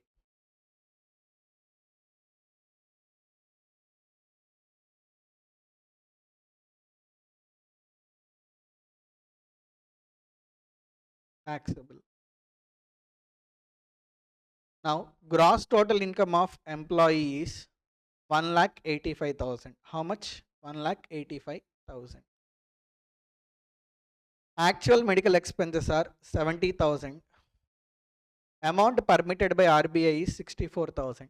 To the extent of amount permitted by RBI, it is exempt, right? So how much is exempt? Out of 70,000, 64,000 is exempt and balance 6,000 is taxable. Stay expenditure. Actual stay expenditure is 30,000. But for the purpose of stay, amount permitted by RBI is only 22,500. So how much is taxable? 7,500 is taxable. Correct?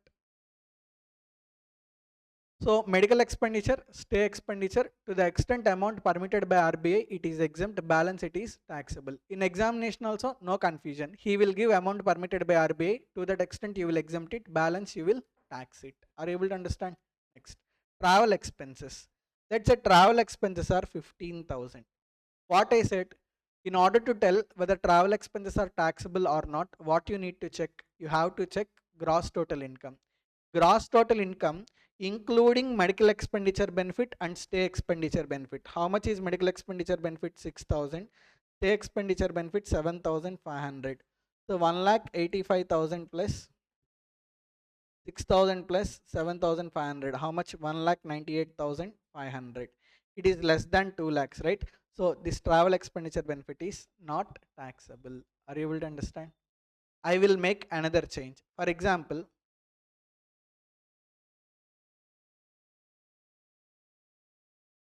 here gross total income is, let's say, 1,90,000. Now how much is benefit received? Now how much is gross total income? 1,90,000 plus 6,000 plus 7,500. 2,03,500. In this case, gross total income is greater than 2 lakhs. Now this travel expenditure benefit is also. Are you able to understand? Many people, they will consider only gross total income. No, you should not consider only gross total income. Along with gross total income, you have also consider medical expenditure benefit. You also have to consider stay expenditure benefit.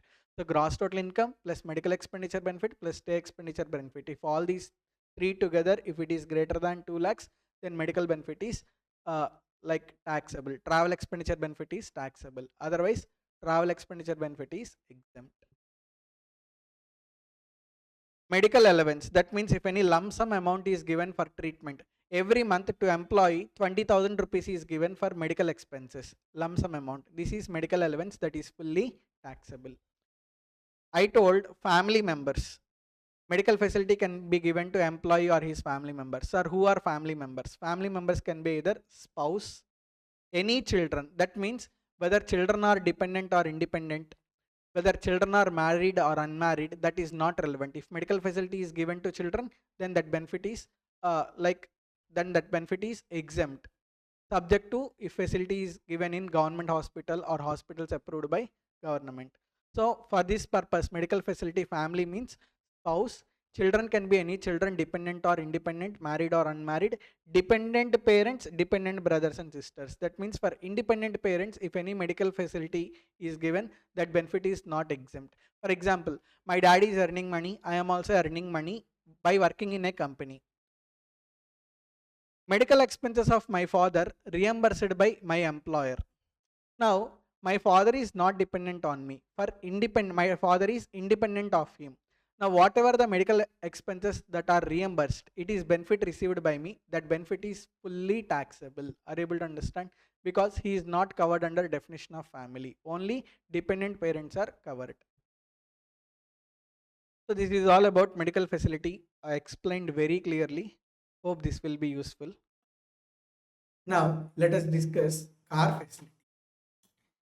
There are three parameters. Using these three parameters, we are going to calculate the taxable value of car perquisite. First parameter is who is owner of car. Second parameter is who pays expenses of car. Third parameter is usage of car. So the car is owned by employer or employee. That is first question. Second question, whether expenses of car are paid by employer or employee. That is second question. Third question is for which purpose car is used. Is it used for official purpose, or is it used for personal purpose, or is it used for both purposes? These three questions are there. Based on these three questions or parameters, we are going to arrive at the calculation of taxable value of car perquisite. Shall we go ahead? So car. First question, who is the owner of the car? If car is owned by employer, one tax treatment is there. If car is owned by employee, another tax treatment is there. Next, if car is owned by employer and expenses also paid by employer, there is another calculation. If expenses are paid by employee, then another calculation is. Car is owned by employee, expenses are paid by employer. There is another calculation, and expenses are paid by employee. Next, car is owned by employer, expenses also paid by employer, and car is used for office purpose, personal purpose, both purposes. Car is owned by employer, expenses paid by employee, and car is used for office purpose, personal purpose, both purposes. Car is owned by employee, expenses are paid by employer, and car is used for office purpose, personal purpose, both purposes. Car is owned by employee, expenses paid by employee, and car is used for office purpose, personal purpose, both purposes.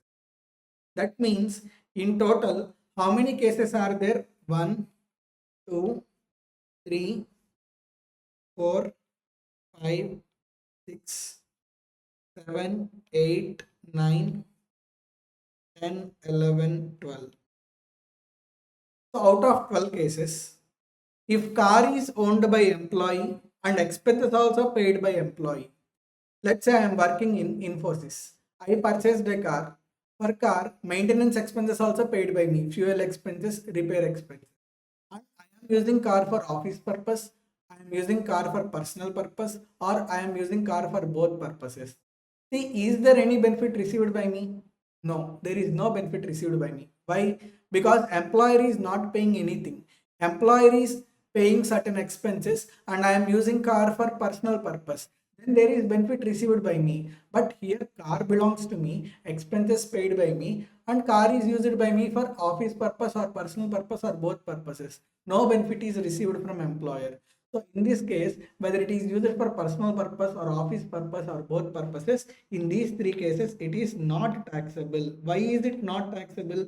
Because no personal benefit is received from employer. Employer did not purchase the car. Employer did not pay expenses. Then is there any personal benefit received by me? No, as there is no personal benefit received by me, it is not. First case, car is owned by employer, expenses are paid by employer, and car is used for office purpose. Tell me one thing. I joined in Infosys. Infosys purchased car. Infosys is paying fuel expenses. Infosys is paying repair expenses, and I am using that car for Infosys business meetings. Did I use it for my personal purpose? No. If I do not use it for personal purpose, did I get any personal benefit? I did not get any personal benefit. As I did not get any personal benefit, whenever car is used for office purpose, not taxable. So any case, so in all these cases, whenever car is used for office purpose, it is not taxable. The reason is no personal benefit is received by employee. Are you able to understand? So out of 12 cases, 6 cases are sorted out. 3 cases, car owned by employee, expenses paid by employee, no personal benefit received. So in those 3 cases, not taxable. In remaining 9 cases, whenever car is used for office purpose, there is no personal benefit received. That's why it is not taxable.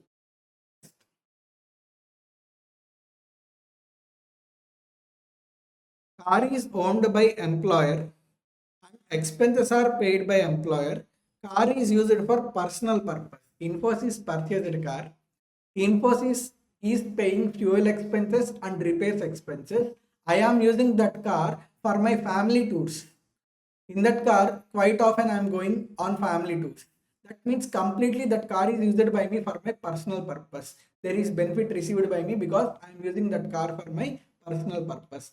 In this case, taxable value is equal to 10% of cost of car plus actual expenses paid by Infosys plus driver salary. See, if driver is also provided for that car, whatever the driver salary that Infosys is paying, see, driver is spending time for me for my personal purpose. So whatever the salary paid to driver by Infosys is there, even that is also benefit received by me. Are you able to understand? Car is owned by employer, expenses are paid by employee, and car is used for personal purpose. See, Infosys purchased car. Fuel expenses are borne by me. I am using that car for my personal purpose.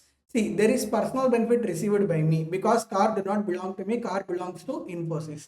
The taxable value of benefit to me is equal to 10% of cost of car.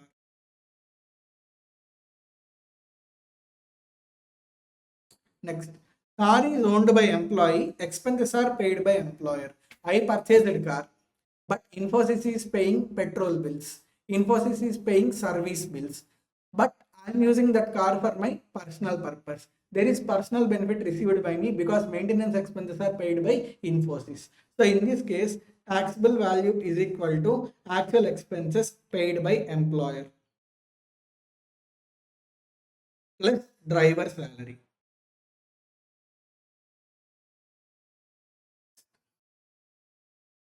Car is owned by employer. Expenses are paid by employer. Car is used for both purposes. That means what? Infosys purchased the car. Infosys is paying all the expenses of the car, and I am using that car for my office purpose as well as for personal purpose. You can see here, car owned by employer, expenses also paid by employer, and car is used for both purposes. In this case, we have to check the cubic capacity of the car. If cubic capacity of the car is less than or equal to 1.6 liters, okay, then taxable value is equal to 1800 per month. If cubic capacity of the car is greater than 1.6 liters, then taxable value is equal to 2400 per month. Okay, so we have to see the CC. 1600 cc. If the cubic capacity of the car is less than or equal to 1600 cc, it is small car. For small car, taxable value of perquisite is equal to 1800 per month. For big car greater than 1600 cc, taxable value of perquisite is equal to 2400 per month. If driver is also provided, means additionally we will also add 900 per month. Are you able to understand? Next, car is owned by employer. Expenses are paid by employee. Car is owned by employer and expenses are paid by employee, and car is used for both purposes. Infosys purchased car. I am paying all the expenses and I am using the car for my personal purpose as well as for office purpose. Now, if it is small car, taxable value is equal to 600 per month. If it is big car, taxable value is equal to 900 per month. If driver is also provided, means along with 600 per month or 900 per month, additionally you also have to add 900 per month if driver is provided by the employer. Next, car is owned by employee, expenses are paid by employer, and car is used for both purposes. What is this? I purchased the car. I purchased a Mercedes Benz car. For that Benz car, Infosys is paying all the expenses. And how I am using that car? I am using that car for my office purpose as well as for personal purpose. So, car purchased by me, expenses paid by employer, usage of car is for both purposes. Now, in this case, first what we need to consider is, we have to consider cubic capacity of the car. Actually, I am doing re-recording of the lecture. That's why old content is there. So, let's say car is owned by me. Expenses are paid by ITC Limited. Let's say employer is ITC Limited. And car is used for both purposes.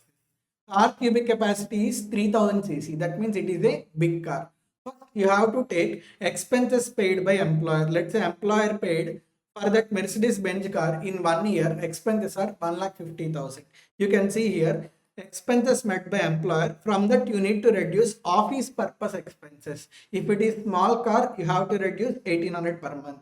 If it is big car, you have to reduce 2400 per month. Okay, if driver is also provided, means you have to reduce 900 per month. So car belongs to me, expenses are paid by ITC Limited, and car is used for both purposes. How much expenditure is spent by ITC Limited? 1,50,000 rupees. Now, for office purpose, how much I will reduce? I will reduce to 2,400 per month. Why? Because it is a big car. 2,400 into 12, how much? 28,800, correct? So how much is taxable value? 1,21,200 is taxable value, correct? Here, I will raise one question. Now, I am telling you, sir, even though I used car for office purpose and personal purpose, both purposes, 90% of the time I used car for office purpose only. Hardly 10% of the time I used car for personal purpose. That means what? Out of this 1,50,000, 1.4 lakh was spent for office purpose, hardly 10,000 was spent for personal purpose. Sir, but you are taxing me. That means I used only 10,000 for my personal purpose. Employer money, 10,000 is used for my personal purpose. But here, as per Income Tax Act, 1,21,200 is being taxable value to me. Now, this is unfair, right? Hardly I used 10,000 rupees of their money and I am asked to pay tax on 1,21,200. This is very unfair, right? So, for this purpose, what Income Tax Act said is, apart from this 28,000, if any extra expense, that means what? If I want to claim 1,40,000 here, I can claim extra expense and only 10,000 is taxable to me, but subject to satisfaction of two conditions. Are you able to understand? Generally, for office purpose, if it is small car, 800 per month expenditure is allowed for office purpose. If it is big car, 2,400 per month is allowed as expenditure. If I want to claim extra expenditure, can I claim? Yes, I can claim, but subject to satisfaction of two conditions. If two conditions are satisfied, I can claim 1,40,000 as deduction and taxable value to me is 10,000 rupees. So to claim extra expenditure for office purpose, two conditions are required to be satisfied. What are those two conditions?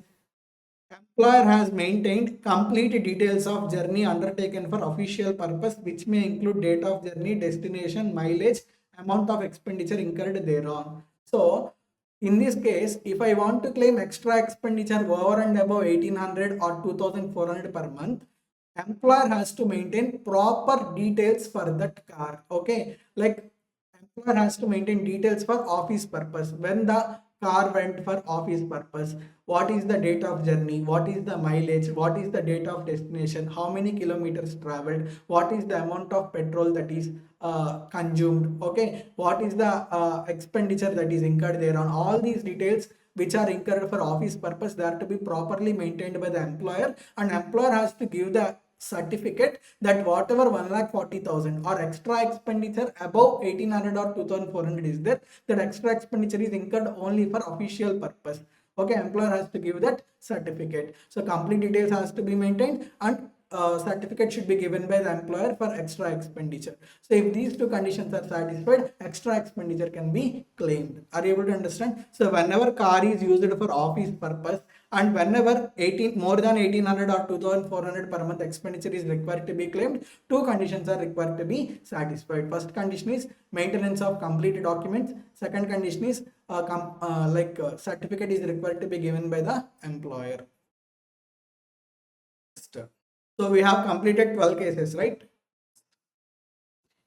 When two or more cars are given, when two or more cars are provided. Let's say I am CEO of a big company, for example. Employer gave me three cars, Mercedes, BMW, Audi. Three cars are given to me. See, for office purpose, one car is sufficient, right? Why three cars are required for office purpose?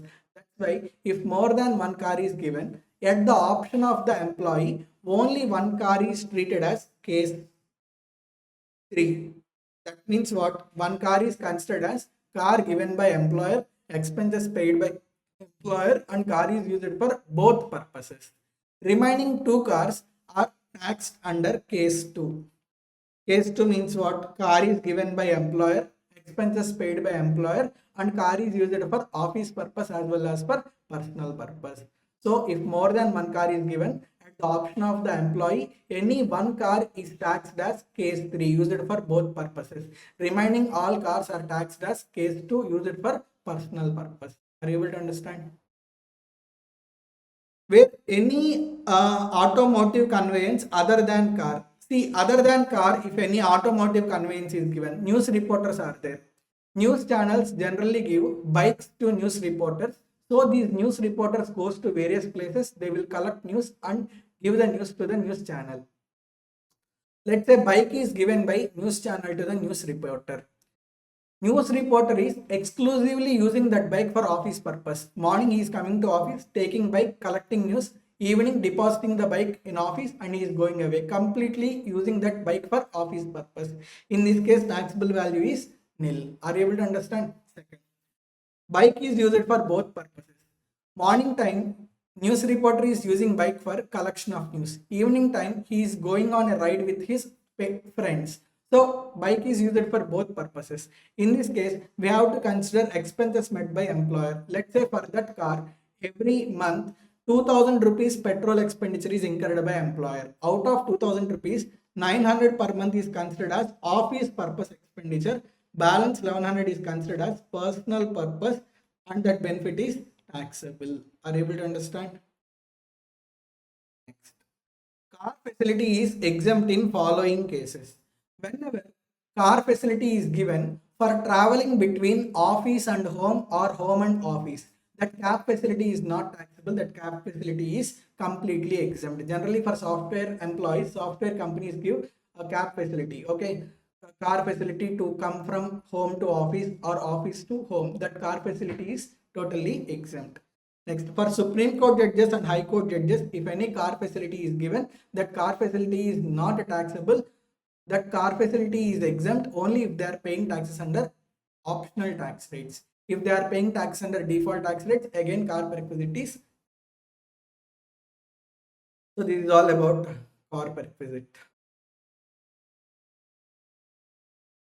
Next, let us discuss about interest-free loan. See, if loan is given to the employee at a reduced rate of interest, that is also benefit received by employee, right? Generally, in outside market, if I take a loan, people are charging 18% interest. I took loan from employer.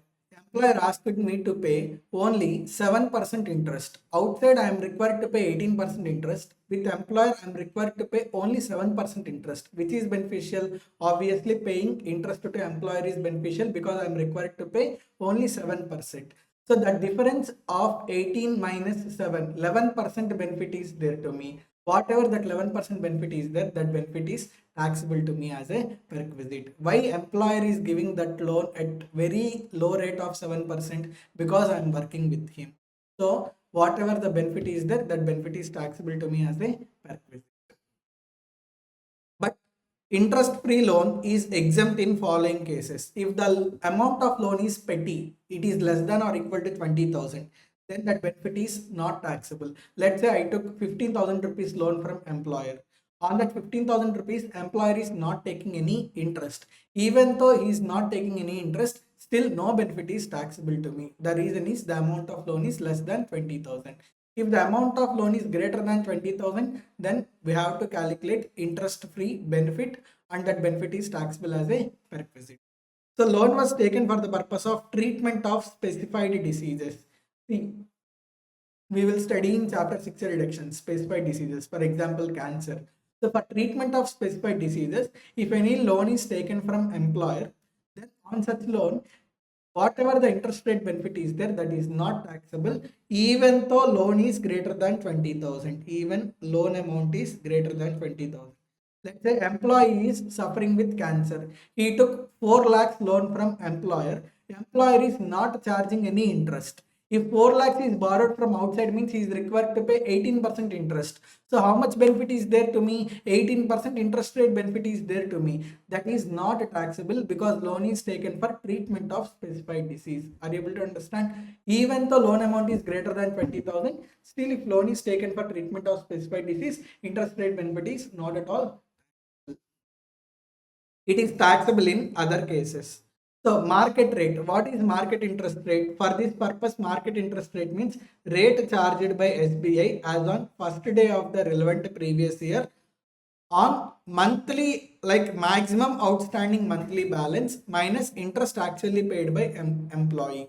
So market interest rate means we have to go to SBI website on 1st April, whatever the interest rate is there, that we have to take as 1st April of the previous year. We have to take as market interest rate. From that, we have to reduce interest rate charged by employer. So we will arrive at interest rate benefit. So interest rate benefit is equal to rate charged by SBI minus interest actually paid by employee. Maximum outstanding monthly balance. To understand this concept, let us solve one problem so you will get clarity. Following benefits have been granted by Global Software Limited to one of its employees, Mr. Babu. Housing loan at the rate of 6% per annum. Amount outstanding as on 1st April 24 is 6 lakhs. Mr. Babu pays 12,000 per month towards principal on 5th of each month. So what is the amount of repayment that is done every month? 15,000 rupees. The lending rate of SBI as on 1st April 24 for housing loan may be taken as 10%. So how much is interest rate benefit? Interest rate benefit is equal to SBI interest rate 10% minus interest charged by employer or interest paid by employee. How much? 6%. So interest rate benefit is equal to 4%. Correct? See, at the end of April, outstanding balance is 5,88,000. Why? Actually, 6 lakhs loan is there. Out of 6 lakhs, how much is repaid? 12,000 is repaid. So outstanding balance is 5,88,000. So interest will be 5,88,000 into 4% into 1 by 12, because for 1 month only we are calculating. For next month, outstanding balance is changing. So that's why maximum outstanding monthly balance means every month whatever the outstanding balance is there, on that we are going to calculate interest rate benefit. Are you able to understand? So 5,88,000 into 4% divided by 12, it is 1960. Second year, 5,88,000 minus 12,000. How much?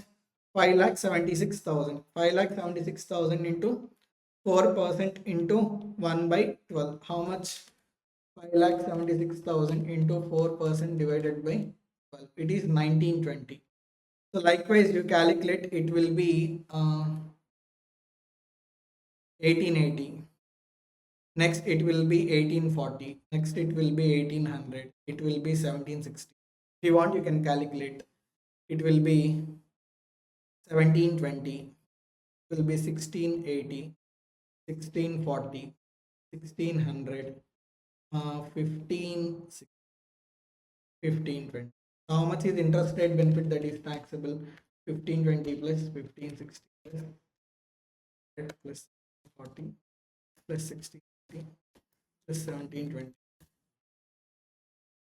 plus 1760 plus 18 plus 18 plus 1920 plus 9. Interest rate benefit is 20,008. Now, did you understand how to calculate interest rate benefit? So you have to consider every month whatever the outstanding monthly balance, on that you have to apply interest rate benefit divided by. Second point, this you will come to know only if we have discussed other sources. Oh, this point will be taught only in regular class. It will not be taught in booster series because it consumes time. It's not because I cannot explain. I need at least 15 minutes of time to explain. Next, movable assets. See, movable assets can be given to the employee for usage purpose, or they can be directly sold to the employee. I am working in Infosys. I want refrigerator in my home. Infosys has refrigerator in its canteen. Now, I can ask Infosys to give refrigerator to me for my usage purpose. I will use it for 1 or 2 years, then I will return it back. That is case 1. Case 2, I can ask Infosys to sell that refrigerator to me. Okay, that is case 2. First, let us discuss case 1. Whenever movable assets are given for usage purpose to the employee, then if laptop and computer are given to the employee for usage purpose, even though they are given for personal usage, still taxable value is nil. Are you able to understand? See, laptop is given to me for office work. There is no personal benefit received by me. It is not taxable. Laptop is given to me for the purpose of gaming, for the purpose of watching movies. Okay, for my personal purpose. Then that benefit is, even though it is given for personal purpose, it is not taxable.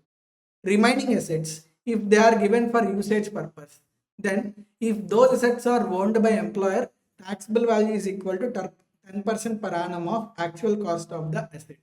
If those assets are hired by employer, taxable value is equal to actual rent paid or payable by employer. Are you able to understand? Transfer of assets.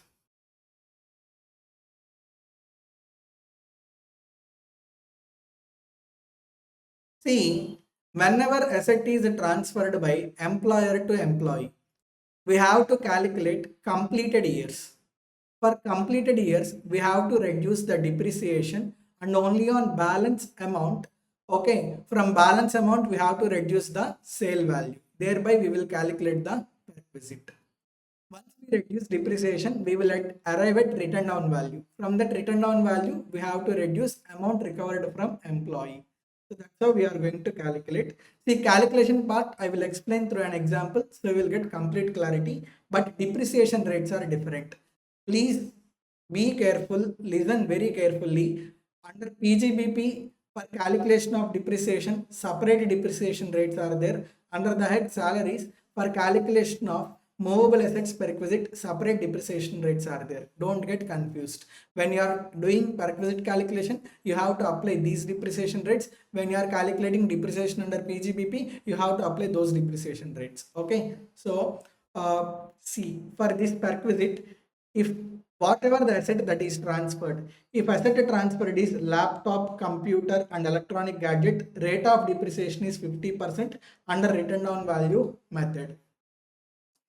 Under PGBP it is 40%. For Perquisite it is 50%. For car, rate of depreciation 20%, written down value method.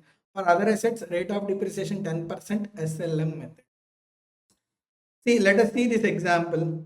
The employer sells the following assets to employee on January 1st, 2025.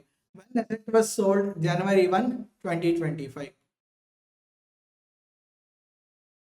Cost of asset to the employer 6,96,000. Date of purchase May 15, 2022. Sale price 2,10,000. So when it is purchased 15th May 22, when it is transferred 1st January 25. So how many completed years are there? You know completed years, right? We will ignore part of the year. Only completed years we will take. 15th May 22 to 15th May 23 1 year. 15th May 24 2 years. 15th May 25 third year. But it was not held up to 15th May 25. It was sold on 1st January only. So completed years are 2 years. And what is the asset? Asset is car. So for car the rate of depreciation is 20%. Correct. So how much is value of the car? Cost of car is 6,96,000. We have to reduce depreciation for 2 years. Less. What is the rate of depreciation? 20%, written down value method. Correct. Depreciation at the rate of 20%. 139,200. 5,56,800. Second year less. Depreciation at the rate of 20. 556,800 into percent. 1,11,000. 4,45,440. So this is written down value, right? So the value of asset is 4,45,440. At what price it is sold to the employee? It is sold to the employee only for 2,10,000 rupees less sale price. See, 4,45,440 worth of asset is sold to employee for only 2,10,000 rupees. Now, how much is benefit received by employee?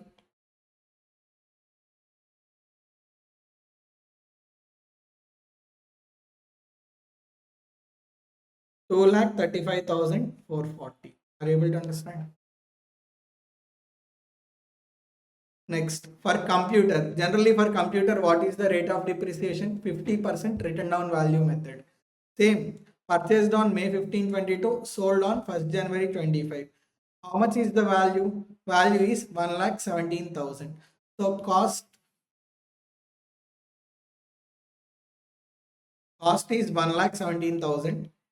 2 completed years. Depreciation for first year, how much? Exactly 50%, right? Divided by 2. How much? 58,000. Balance 58,500. Depreciation for second year. Exactly half. 29,250. So written down value 29,250. How much is benefit received?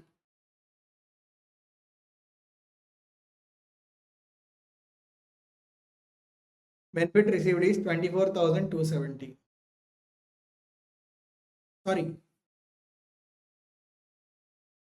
Sale price is 24,270. How much is benefit received? Benefit received is equal to 4,980. Next, fridge.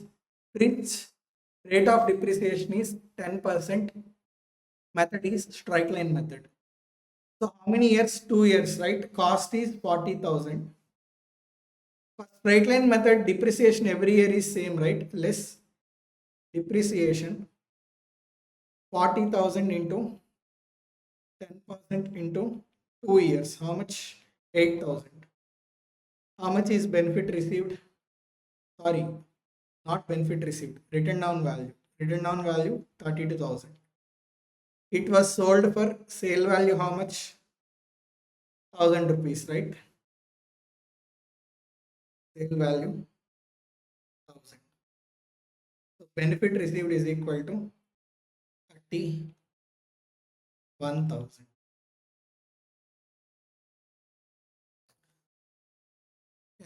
is given a laptop by the employer for using it for office and private purpose. I told you, whenever laptop is given, even though for personal purpose, benefit is not taxable. Taxable value will be 0. On 15th October 23, company gives its music system to Y for domestic use. Listen carefully. Is it sold? Whether music system is sold? No. Music system is given only for usage purpose, domestic usage. So, what is the benefit? Benefit is equal to 15,000 into 10% rate of, whenever it is given, it is owned by company, right? So taxable value is equal to 10%. When it was given 15th October, that means it was given for 5.5 months. In the middle of the month, October, it was given into 5.5 by 12 months. How much?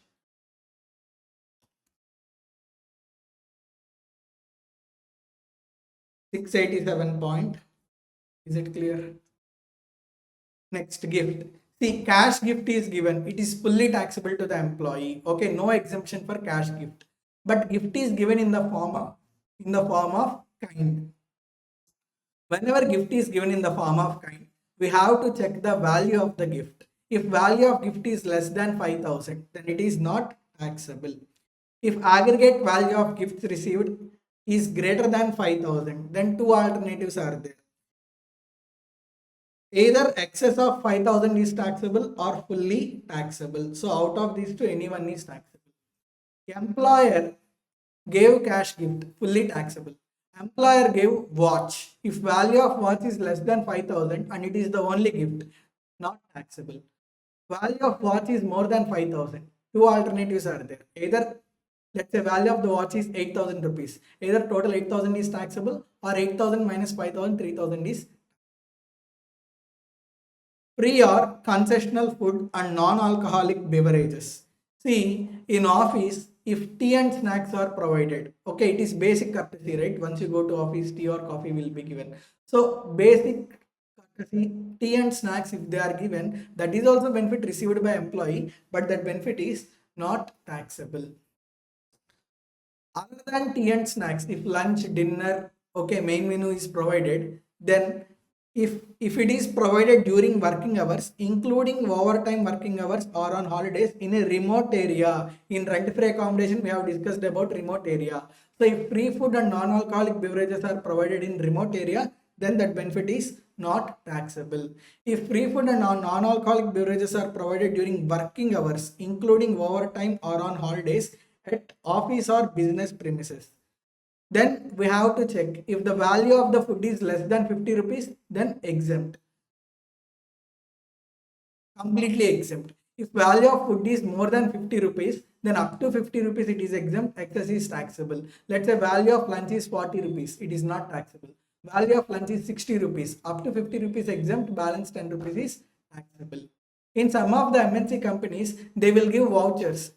Okay, using these vouchers, you can eat food in the canteen. So if vouchers are given, then you have to consider value of the voucher, value of the meal. If the value of the meal is greater than 50 rupees, up to 50 rupees only exempt, more than 50 rupees it is taxable, excess is taxable. But if vouchers are given, 50 rupees exemption is available only if SSC is paying taxes under optional tax.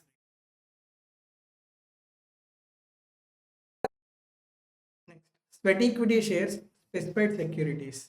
See, if sweat equity shares are given to the employee, then you all know sweat equity shares are given at a concessional price than market price. For example, market price is 90 rupees. Sweat equity shares will be given for only 40 rupees. Then how much is benefit received by employee? Benefit is equal to 90 minus 40. 50 rupees. This benefit is taxable as perquisite. Are you able to understand? So whenever an employee receives sweat equity shares, difference between market price and price paid by employee, that is to be considered as benefit received by employee, and that benefit is taxable as a perquisite. The important thing here is calculation of market price. You have to consider market price on the date of exercising the option. For example, Infosys gave me sweat equity shares. Infosys gave sweat equity shares offer on 1st February. I exercised option. That means it gave offer. I gave acceptance and I exercised on 5th February. Sweat equity shares are allotted on 9th February.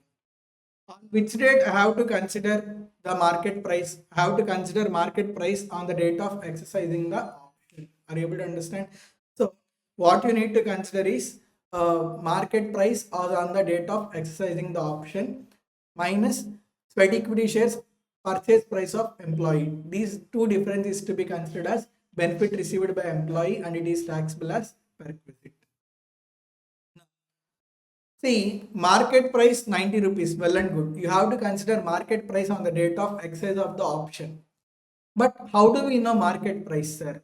If shares are already listed on a stock exchange, daily trading happens, right? So if shares are already listed on recognized stock exchange, then we have to consider average of opening price and closing price on the date of exercising the option. So at the beginning of the day, on first transaction, opening price will be there. On the last transaction, closing price will be there. You have to do average price. Opening price plus closing price divided by 2. You have to consider average price. Are you able to understand? So average price we will consider as fair market value.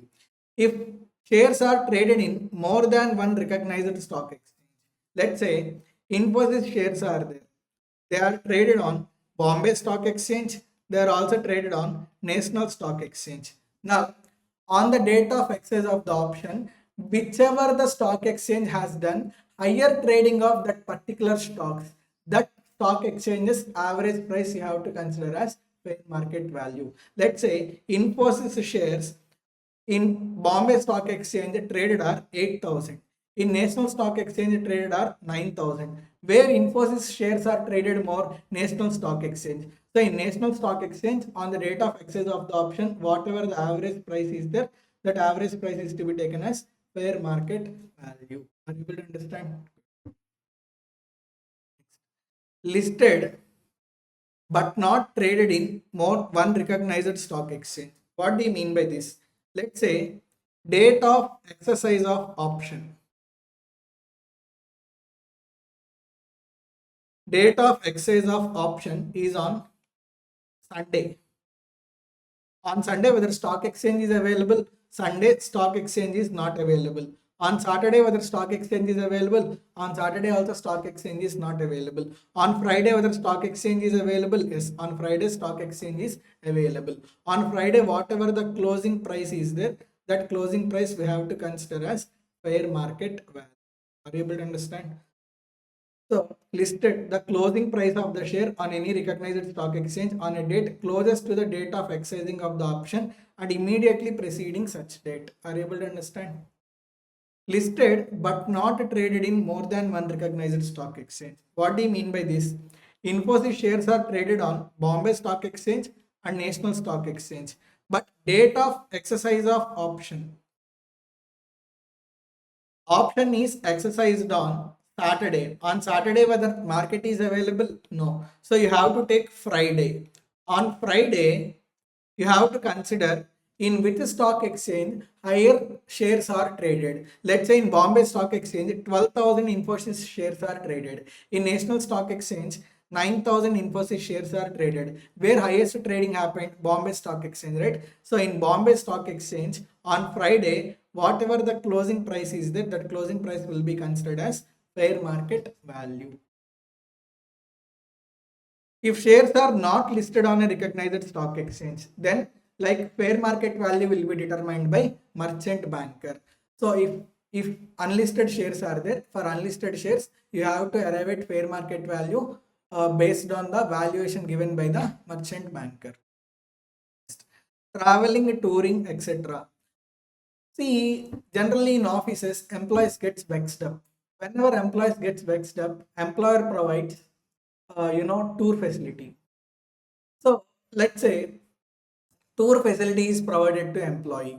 Now employee wants to go on a tour to Kulu and Manali. the tour cost for 5 days is 80,000 rupees. Total 80,000 rupees is paid by employer. Now this is benefit received by employee. If employee wants to go on his own means he need to personally spend 80,000. Now this 80,000 is paid by employer. This 80,000 is benefit received by employee and that benefit is taxable. So if traveling touring benefit is given to the employee, then whatever the expenditure paid by employer is there, that expenditure is taxable to the employee as perquisite. If facility is provided from own resources, Make My Trip is there, its business is providing tour facilities. Okay, Make My Trip to one of its employees gave tour facility on Make My Trip website only. That means employer is providing tour facility from his own resources. In that case, taxable value to the employee is equal to, if the same tour package is provided by another operator, whatever the taxable value is there, that is considered as taxable value. For example, Make My Trip gave one tour facility to its own employee to Goa trip for 4 days. Now, how much is benefit received by Make My Trip employee? If the same 4 days Goa tour facility is given by another operator, let's say he charges 60,000 rupees. That 60,000 rupees is the benefit received by Make My Trip employee. So if provided from own resources, taxable value is equal to value at which such facility is offered by other agencies to the public. If any amount is recovered, it should be reduced from taxable value. Where employee is on official tour and expenses incurred for any member of his household accompanying him. See, actually, employee went to Mumbai for meeting. Employee, family members also came. For family members also, traveling expenses are reimbursed by employer. Now it is benefit received by employee, right? For employee, he is going for office purpose, no personal benefit. But for family members, personal benefit is received. So whatever the traveling expenses of family members is there, that is taxable to the employee as perquisite. Are you able to understand? Where any official tour is extended as a vacation, expenses incurred for extended period shall be taxable. What do you mean by this? Let's say employee is there. Employee went to Delhi for attending board meeting for 3 days. So he attended board meeting for 3 days. 2 days he extra spent in Delhi. That means total 5 days he spent in Delhi. Balance 2 days he enjoyed in Delhi. He went to various spots in Delhi, enjoyed there. For 5 days, accommodation expenditure, traveling expenditure is borne by the employer. Out of 5 days, 3 days are for office purpose, no personal benefit received. But for 2 days, like employee spent for personal purpose, but expenses are paid by employer. There is personal benefit received by employee, that personal benefit is taxable. So for 2 days, whatever the expenses are there, those expenses are considered as benefit received by employee and it is taxable. Free or concessional tickets. See, airlines, railways, these two entities, if they provide free air travel facility or free railway travel facility to their employees or employees' family members, that benefit is not taxable to them. So airways, railways, if they provide free travel facility to their own employees or employee family members in their own transportation, then that benefit is not taxable. If it is provided to employees working in railways or airlines, the benefit is not taxable. If transportation facility is provided to employees in any other transportation, for example, RTC, Road Transport Corporation, provided transport facility to its employees or employees' family members, then taxable value is equal to, if the same facility is provided to outsiders, how much ever the ticket price that is charged is there, that amount is considered as benefit received by employee. RTC conductor is there. He along with his family members going to Tirupati for Balaji Darshan. Now, he is going in RTC bus. As he is the conductor working in RTC, like he has given free transportation facility. For 4 members, whatever, like 4 members went to Tirupati at free of cost. For these 4 members, if these 4 members are outsiders, whatever the ticket price that is charged is there, that amount is considered as tax benefit received by RTC conductor and that amount is taxable to the RTC conductor as per. Club facility. See, if any club facility is provided, generally if club facility is given for all employees uniformly, then benefit received by employees is not taxable because that benefit is given for all employees uniformly. You can see here there would be no perquisite for use of health club, sports club and similar facilities provided uniformly to all employees. So whenever club facility is given to all employees uniformly, then that benefit is not taxable to the employee as perquisite. Are you able to understand? Next, where employer has obtained corporate membership of the club and facility is enjoyed by employee or any members of his household, the value of perquisite shall not include the initial fees paid for acquiring such corporate membership where benefit does not remain with a particular employee. What do you mean by this? Benefit does not remain with particular employee. That means benefit is given to all employees uniformly. See, very simple. Club facility, if it is given to all employees uniformly, that benefit is not at all taxable. If it is not given uniformly, let's say club facility is given only to allied cadre, managing director, CEO, okay, likewise, chief executive officer, operational officer, okay, see, financial officer, whoever are there in main cadre, only for them club facility is given. Then it is not given uniformly to all employees, right? Then club facility is taxable. So when club facility is not given uniformly, it is taxable. How much is the taxable value? See, to join club, initially membership fees is required to be paid. So whatever the membership fees paid by employer is there, that is benefit received by employee. Annual fees will be there. Every year, recurring fees is required to be paid to the club. So whatever the annual fees that is paid is there, that is also benefit received by employee. Any expenditure on club facility used by the employee or any member of his household. See, after going to club, if any expenditure is incurred by employee and if that expenditure is paid by employer, then also it is benefit received by employee and it is taxable as perquisite. So if club facility is not provided uniformly, then what is the taxable value?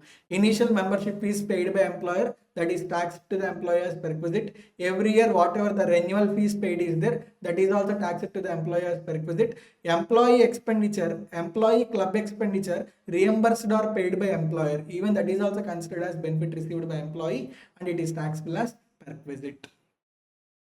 If club is used wholly and exclusively for business purpose, sir, how can a club can be used for business purpose?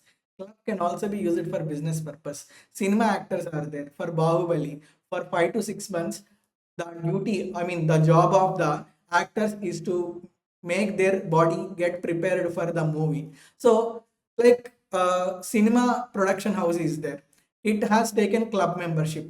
Why it has taken club membership? So these actors will go to the gym and they will prepare their body for the next film. Now, why club access is taken? It is taken for the purpose of production of film. So whatever the club membership that is paid is there, that is for the purpose of film and it is entirely for official purpose. So whenever club expenses are incurred exclusively for official purpose, then no benefit is received by employee and it is not taxable. But two conditions are there. Complete such club details, club expenditure details are required to be paid by the employer and employer has to give the certificate that expenditure is incurred exclusively for official purpose. For example, Prabhas is employee of RK Productions, example. Okay, now RK Productions is the producer of Bahubali film.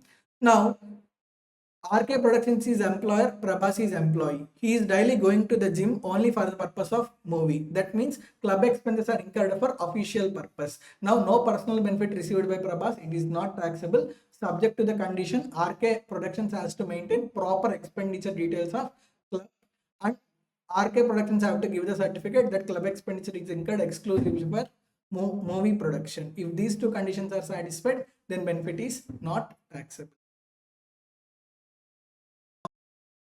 Next, credit card facility. See, if credit card is given to the employee, through that credit card, whatever the benefits that are received by employee is there, those benefits are considered as, those benefits are taxable to the employee as perquisite.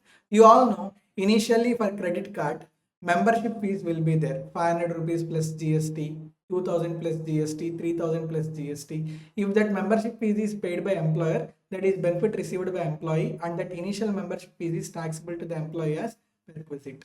Yearly renewal fees will be there, annual fees for credit card facility. Whatever the annual fees paid by employer is there for employee, even that annual fees is also benefit received by employee and it is taxable to the employee as perquisite. Next, see, using swiping that credit card, every month credit card bill comes, right? If credit card bill is paid by employer, then whatever the credit card bill paid by employer is there, that credit card bill is also benefit received by employee and it is taxable as perquisite. So for employee, with regard to credit card, three benefits are taxable. Initial membership fees, annual fees, whatever the credit card bills paid by employer. All these three are considered as benefit received by employee and it is taxable to the employee as requisite. If any amount is recovered from employee, then it shall be reduced from taxable value. Another important point, if credit card is used only for office purpose, employer gave credit card, employee is marketing agent, he has to go to various cities, employee is using this credit card to stay in a hotel and to eat food. That means credit card is primarily used only for office related purposes, office purpose trips. Now, in this case, benefit is not taxable, but two conditions. Employer has to maintain all the complete details of office related expenses that are spent through credit card, and employer should give certificate that credit card is used only for office purpose. If these two conditions are satisfied, credit card facility is not taxable to the telephone facility. See, mobile phone, see, telephone facility is different, telephone allowance is different. Telephone allowance means what? Lump sum amount is given to employee for the purpose of recharge. If telephone allowance is given, fully taxable, every month 2000 rupees is given for mobile recharge. We don't know whether employee uses that 2000 for mobile recharge or not, that's why total 2000 is taxable. Case 2, telephone facility, that means telephone bills or mobile bills of employee are paid by the employer. That means exactly the bill amount is paid by the employer directly. This is telephone facility. Telephone facility is not taxable to the employee. Telephone or mobile facility is not taxable to the employee. So these are all perquisites. Any other benefit or amenity? So we have discussed the 16 perquisites. Other than these, if any other facilities are provided to the employee, then taxable value is equal to amount spent by the employer. Whatever the amount that is spent on providing that facility is there, that amount is considered as benefit received by employee and it is taxable to the employee as perquisite. So like many people gets confused which perquisites are taxable for specified employees, which perquisites are taxable for all employees, which perquisites are exempt. That's why initially I have summarized all these perquisites in a bigger chart. You can see here.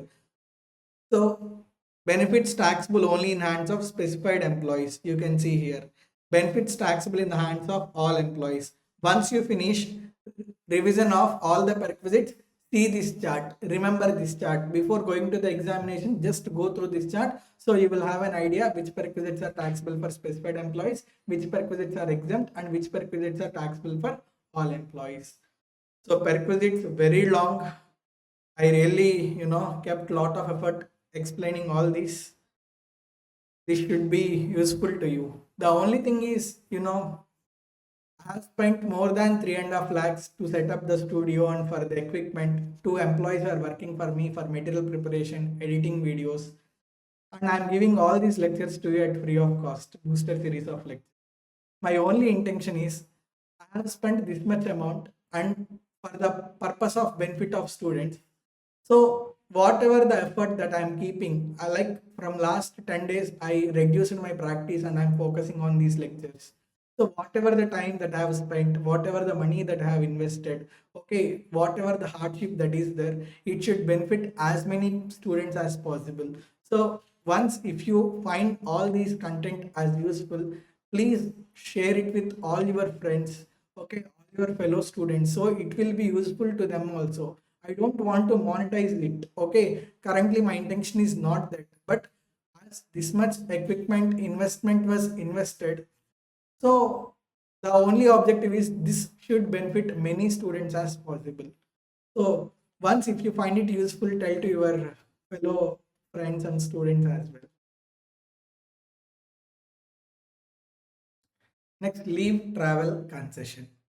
See, if employee goes on a leave to any place in India, whatever the travel expenses are there, for employee and his family members. If those travel expenses are reimbursed by employer, then it is benefit received by employee, right? That benefit we call as leave encashment. The only thing here important is travel should be only within India. If travel is outside India and travel expenses are reimbursed, that is fully taxable. Only for travel within India, if any expenses are reimbursed by employer, then that we call as leave travel concession benefit, and that benefit is not taxable. That exemption is available only for two journeys in a period of 4 years. That means what LTC exemption is not available every time. LTC exemption is available only for two journeys in a period of 4 calendar years. So here important thing is not financial year, calendar year. 1986 is the first calendar year. From that time onwards, LTC benefit was allowed as exemption. So from 1986 onwards, for every 4 calendar years, two times LTC benefit is allowed as exemption. So current block is 2020 to 2025. So from 2022 to 2025, what you need to take is calendar year, not financial year. In this period of 4 calendar years, how many times? Two times LTC exemption can be claimed. So maximum LTC exemption allowed is for only two times in a block of 4 calendar years. Another important thing is LTC exemption is available only if SSE is paying taxes under optional tax rates. If SSE is paying taxes under default tax rates, LTC exemption is not available. Another important point. Whatever the actual traveling expenses are there, actual traveling expenses are not allowed as exemption, because let's say employee want to go to Delhi from Vijayawada on in a flight. Employee can go in many ways. He can go from Vijayawada to Hyderabad, Hyderabad to Mumbai, Mumbai to Chennai, Chennai to Kolkata, Kolkata to Madhya Pradesh, Madhya Pradesh to Delhi. Okay, he loves flight journeys. He traveled just to go to Delhi. He traveled like this. He traveled 7 to 8 flights, and all travel expenses are reimbursed by employer. In this case, whatever the flight cost is there from Vijayawada to Delhi, only that flight cost amount is allowed as exemption. So for shortest route, whatever the flight expenses are there, economy class fare expenses are there, only that amount is allowed as exemption. So actual travel expenses are not allowed as exemption. For the shortest route, whatever the charges are there, economy class charges, that is only allowed as exemption. If journey is performed by way of rail, for the shortest route, whatever the first class AC ticket price is there, only that amount is allowed as exemption. If journey is performed by public transport, for example, road transport, then for first class and deluxe class bus, whatever the ticket price is there for the shortest route, that price amount is only allowed as exemption. If journey is performed in the form of ship, if there is no public transportation exists, in such a case, whatever the area is there, let's say from Chennai to Andaman, travel happened through ship. From Chennai to Andaman, whatever the area is there, whatever the distance is there, aerial distance, for that aerial distance, whatever the first class AC railway ticket price is there, that amount is allowed as exemption. So please don't think that actual travel expenses are allowed as exemption. No. For the shortest route, whatever the price is there, only that amount is allowed as exemption. Another important thing, what I said, in a block of 4 calendar years, only two times LTC exemption is allowed. Correct? What is previous block? Previous block is 2021, 2020, 2019, 2018. In this block also, two times LTC exemption can be is allowed, right? But leave travel concession is not claimed by employee. Whenever LTC exemption is not claimed, two LTCs are available, right? One will lapse, and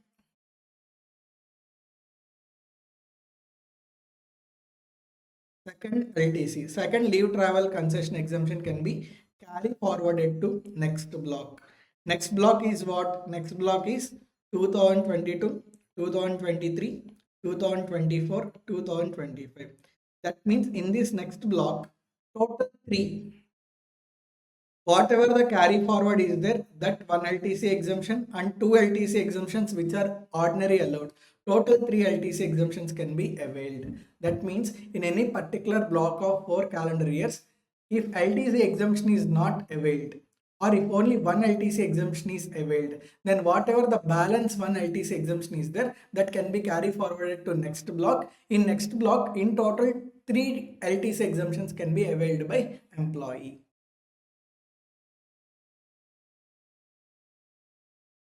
So for this purpose, family means spouse, children, parents, dependent brothers and sisters. Another important point. On or after 1st October 1998, LTC exemption is available only for 2 children. Employee is having 3 children. For 3 children, LTC exemption is not available. Out of 3 children, only for 2 children, LTC exemption is available. 1st October 98. Before 1st October 98, how many children are there? For all children, LTC exemption is available. But on or after 1st October 1998, only for 2 children, LTC exemption is available. Now, many students will get doubt that first birth, single child, second birth, multiple children. Now, second birth is not in the hands of the individual, right? So, in this case, for all the children, LTC exemption is available. Are you able to understand? So generally, on or after 1st October 98, only for 2 children, LTC exemption is available. But if second birth or multiple children, twins or triplets, in such a case, LTC exemption is available for all the children. Let us see one problem so we'll understand better. Mr. D went on a holiday on 25th December 24 to Delhi with his wife and 3 children. One son age 5 years, twin daughters age 3 years. Age 5 years means what? First birth is single child. Correct? Second birth are twins. Now this is not in the hands of employee, right? So for all the 3 children. So first birth person, child and second birth twins. For all the 3 children, LTC exemption is available. They went by flight economy class and the total cost of tickets reimbursed by his employer are 60,000, 45,000 for adults and 15,000 for 3 minor children. So you can see exemption for all his 3 children are available. So he can claim. Why he can claim? Because generally on or after 1st October 98, only for 2 children exemption is available. But in this case, second birth are multiple children. That is not in the hands of the person. So that's why for multiple children and first single child, LTC exemption is available. In the above question, will there be any difference if among his 3 children, twins were 5 years old and son are 3 years old? Twins of 5 years means what? They are born earlier. So first birth, 2 children. So 2 children are already covered. Second birth, single child. Now in this case, what is the rule? On or after 1st October 98, LTC benefit is available only for 2 children, right? So only for these 2 children exemption is available. For the single children exemption is not available. So for children in total how much? 15,000, right? Flight ticket divided by 3. That means for each children 5,000 rupees. So 2 children, right? 2 into 5,000. 10,000 is allowed as exemption and for 1 children 5,000 is not, exemption is not available and 5,000 will be taxed. Is it clear?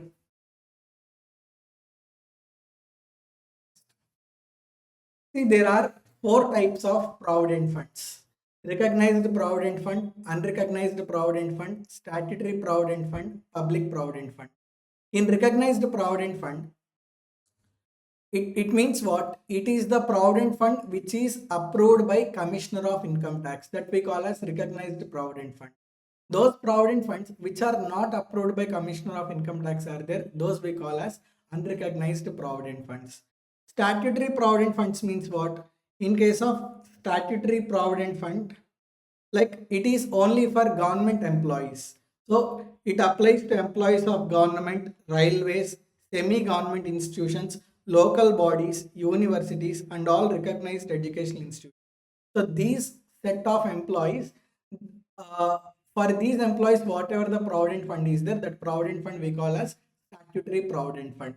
Public provident fund means what? Both salaried employees and self-employees can deposit money in public provident fund. That means what? Like I'm engaged in profession or businessman is there.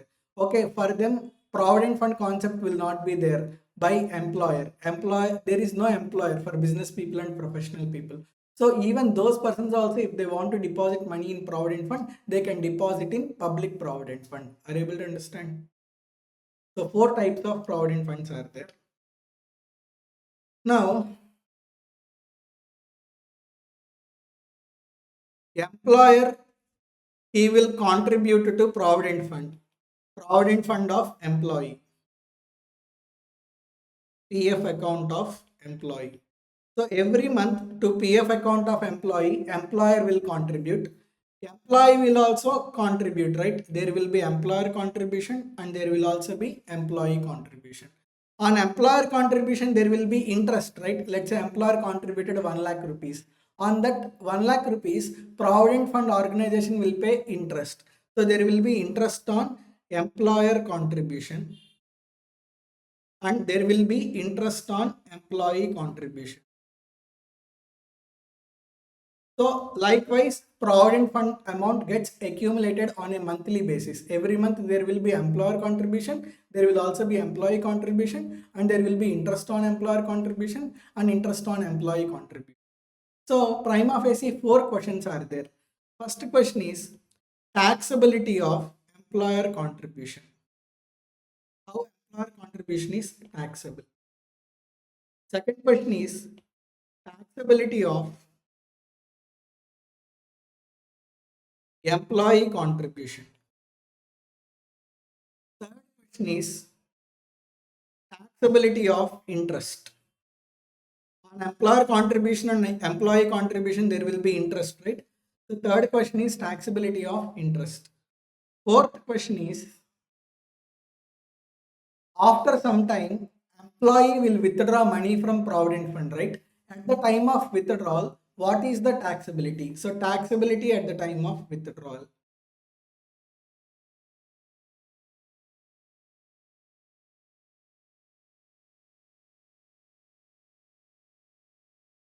So in total, 4 questions are there. Taxability of employer contribution, taxability of employee contribution, taxability of interest, taxability at the time of withdrawal. 4 questions are there. 4 provident funds are there. Recognized provident fund, unrecognized provident fund, statutory provident fund, public provident fund. So in total, 4 into 4, 16 questions are there. 16 questions are given in the form of a matrix over there. Are you able to understand? So recognized provident fund, unrecognized provident fund, statutory provident fund, public provident fund, 4 provident funds, 4 different questions. So in total 16 questions are answered through this matrix. Listen, employer contribution to recognized provident fund. If employer contributes up to 12% of salary, then employer contribution is not taxable, it is exempt. If employer contributes more than 12%, whatever the excess contribution over and about 12% is there, that is taxable. Let's say employer contributed 15% of salary to recognize the provident fund, up to 12% exempt, extra 3% is taxable. Are you able to understand? Salary for this purpose is basic plus DA forms part of retirement benefits plus commission as a percentage of turnover. So on a monthly basis, employer contribution up to 12%, up to employer contribution to recognized provident fund up to 12% exempt. In excess of 12%, it is taxable. Employer contribution to unrecognized provident fund, it is not taxable on a monthly basis. At the time of withdrawal, it is taxable. Are you able to understand? Employer contribution to statutory provident fund. I told statutory provident fund, government employees, okay, railway employees, education institution employees, university employees. So if employer contributes to statutory provident fund, such employer contribution is also not taxable, it is fully exempt. There is no concept of employer contribution to public provident fund, so not applicable, because in case of public provident fund, individual himself has to deposit, okay, employer will not contribute. So there is no concept of employer contribution to public provident fund.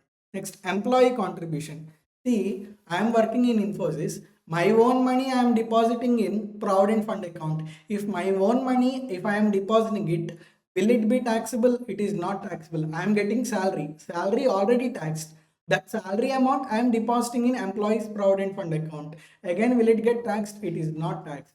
So whatever the employee contribution to recognized provident fund is there, that is not taxable. But whatever my contribution, employee contribution to provident fund is there, that amount is eligible for deduction under section 80C only if SSE is paying taxes under optional tax. Next, employee contribution to unrecognized provident fund. It is not eligible for deduction under section 80C. 80C deduction is not available. So 80C deduction is available only if employee contributes to recognized provident fund. Employee contribution to statutory provident fund, that is also eligible for deduction under section 80C only if employee is paying taxes under optional tax rates. Even if individual contributes amount to public provident fund, that is also eligible for deduction under section 80C. So very simple. Employees contributions or individual contribution to recognized provident fund, statutory provident fund or public provident fund, that is eligible for deduction under section 80C. Next, interest will be received on employer and employee contribution, right? If rate of interest received is up to 9.5% per annum, it is exempt. If rate of interest is in excess of 9.5% per annum, it is taxable in case of recognized provident fund. In case of unrecognized provident fund, it is not taxable on a monthly basis. It is taxable ultimately at the time of withdrawal. And interest credited for statutory provident fund, fully exempt. See, statutory provident fund, government employees on a monthly basis, employer contribution, employee contribution not taxable. Not only employer contribution, if there is any interest on employer and employee contribution, that is also not taxable, fully exempt. That's why everyone will crave for government job.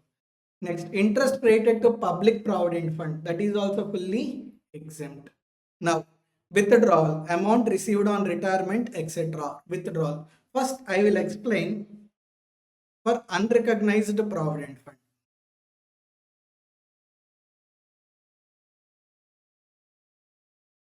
Withdrawal from unrecognized provident fund.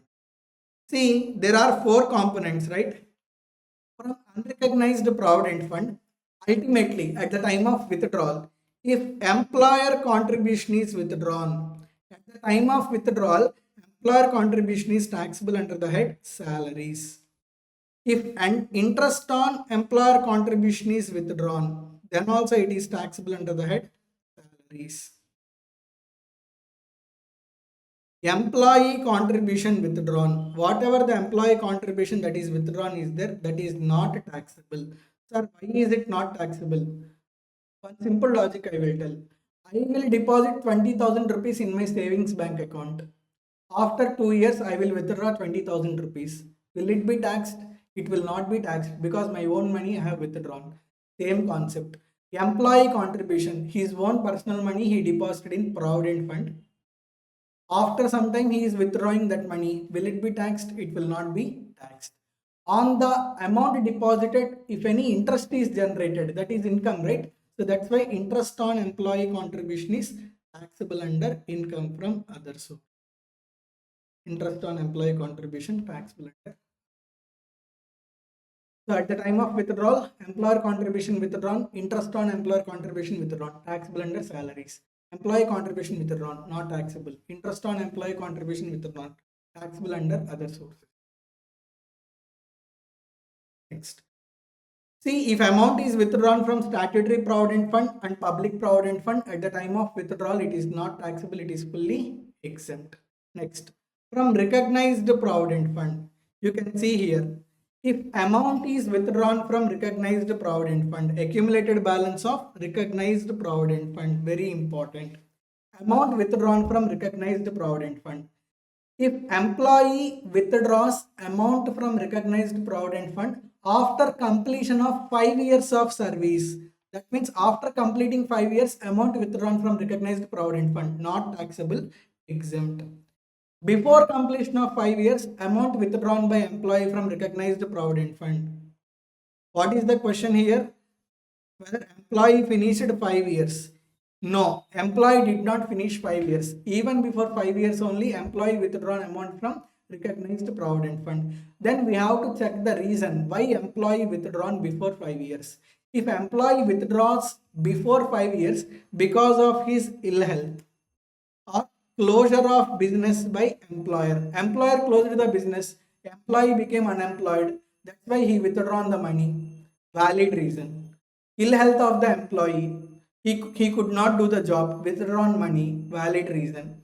Any other cause beyond the control of the employee. So for these three reasons, if amount is withdrawn before 5 years, what are those three reasons? Ill health, closure of business by employer, reason beyond the control of employee. For these three reasons, if amount is withdrawn before completion of 5 years, then also benefit is not taxable. If the reason is any one of these three reasons, if it is S, then exempt. Otherwise, if it is any other reason, next. That means what? Employee withdrawing money from recognized provident fund. Did he continue for 5 years? He did not continue for 5 years. Or the reason for withdrawal is ill health or closure of business or reason beyond control of employee? No, that is not the reason. Then we have to check. The reason can be employee worked in an organization for 3 years and he left the organization. After leaving the organization, he joined the new organization. If he transfers his provident fund account from old organization to new organization, then count will continue. He worked in previous organization for 3 years and joined in new organization. He shifted provident fund account. Once he shifts provident fund account, this 3 years term will also continue. So is the entire recognized provident fund balance transferred to his recognized provident fund account maintained by new employee. So if whatever the RPF balance is there, if it is transferred from old employer to new employer, then the transfer is not taxable, it is exempt. If we did not transfer, then you have to then in case it becomes taxable. How it is taxed? Just like how unrecognized provident fund is there, in the same way it is taxable. Another point is also there. Employee did not complete 5 years. Still he is withdrawing amount from recognized provident fund.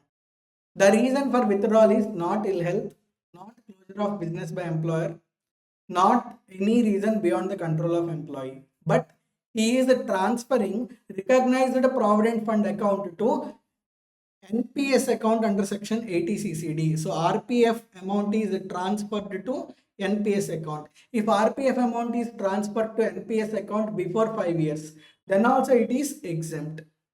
If it is no, then it is taxable. Very simple. 5 years after amount withdrawn, exempt.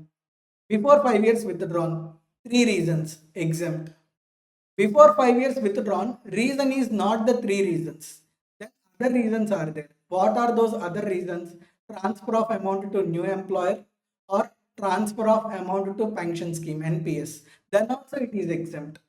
Other than these two reasons, it is taxable. Amount withdrawn from recognized provident fund. How it is taxable? Employer contribution, interest on employer contribution, taxable as salary. Employee contribution, not taxable. Interest on employee contribution, taxable under other. Did you understand? See, there are 4 types of allowances. Some of the allowances are fully taxable allowances. These allowances are fully taxable under default tax regime as well as under optional tax regime. Entertainment allowance other than government employees. Why other than government employees? If entertainment allowance is received by government employees, they can claim deduction under section 16(2). So other than government employees, if they receive any entertainment allowance, that entertainment allowance is fully taxable both under default tax rates as well as under optional tax rates. You know DA, right? Dearness allowance is also fully taxable.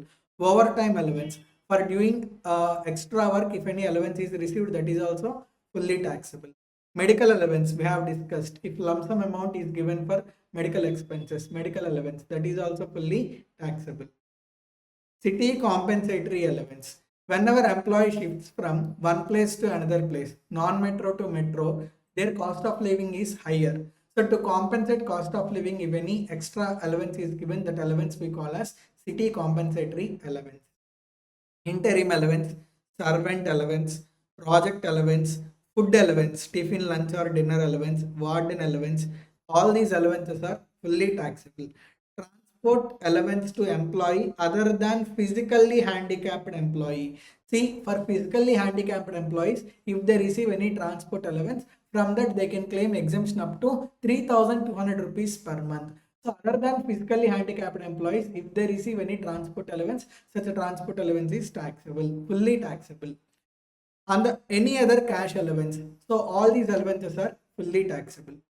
Some of the allowances are exempt up to the amount spent for official purpose. I have received amount. Out of this amount, how much of the amount is spent for official purpose is there? To that extent, amount is exempt, balance is taxable. Let us see now. Uh, First, let us see uniform allowance. Uniform allowance 10,000 rupees received. Out of 10,000, 6,000 rupees for purchasing and stitching the uniform. Now, up to 6,000 rupees it is spent for official purpose. So, up to 6,000 exempt, balance 4,000 it is taxable. So, helper allowance, research allowance. So, uniform allowance, helper allowance, research allowance. Out of these allowances, how much ever the amount spent for official purposes is there, to that extent it is exempt, balance it is taxable. Another thing is exemption is available only under optional tax regime. That means under default tax regime, uniform allowance, helper allowance, research allowance is fully taxable. Are you able to understand? Next, conveyance allowance, daily allowance, traveling allowance. Conveyance, right, to come to the office on any motorcycle or anything, any means of transport. If any conveyance allowance is given, out of that conveyance allowance, how much amount is spent for official purposes is there, to that extent it is exempt. Daily allowance, employee went on tour, there he needs to eat food, meet daily expenses. To meet daily expenses, if any daily allowance is given, out of the daily allowance, how much ever the amount is spent for official purposes is there, to that extent it is exempt, balance it is taxable. Traveling allowance also. Traveling expense allowance can be given at the time of transfer of employee, or with regard to general official trips also. Traveling allowance can also be given. So out of traveling allowance, whatever the amount spent for official purposes is there, to that extent it is exempt, and that exemption is available under both tax regimes, both default tax regime as well as under optional tax regime. Some of the allowances are fully exempt. Which allowances are fully exempt? If any allowance is given to Supreme Court or High Court judge.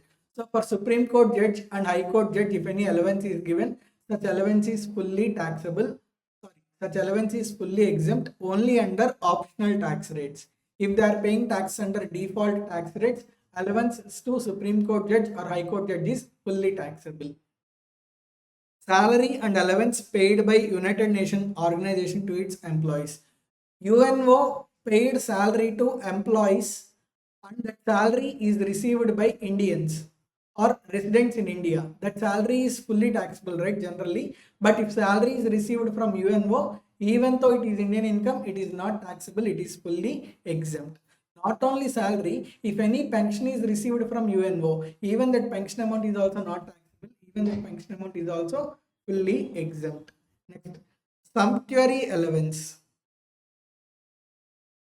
Sumptuary allowance means, see here I have given, sumptuary allowance is expenditure allowance that helps government officials to pay for official entertainment and hospitality.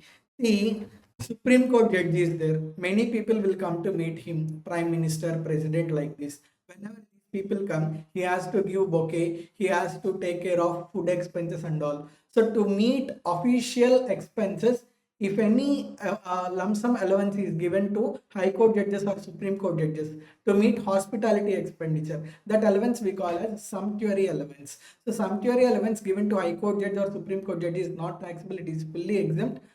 only under optional tax rates. If Supreme Court judge or High Court judge is paying tax under default tax rates, then sumptuary allowance is fully.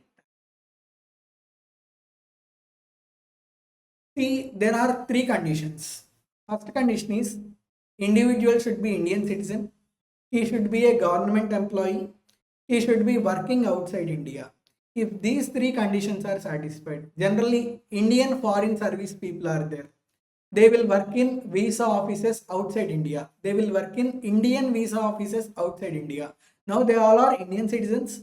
They are Indian government employees. Where they are working outside India. If all these three conditions are satisfied, even though they are receiving salary outside India, still their salary will be considered as received in India. Are you able to understand? Normally, under salaries, the place where service is performed, in that place salary is said to be accrued. Employee working in India, salary is accrued in India. Employee working in Pakistan, salary is accrued in Pakistan. Employee working in Australia, salary is accrued in Australia. So the place where services are provided, in that place only salary gets accrued.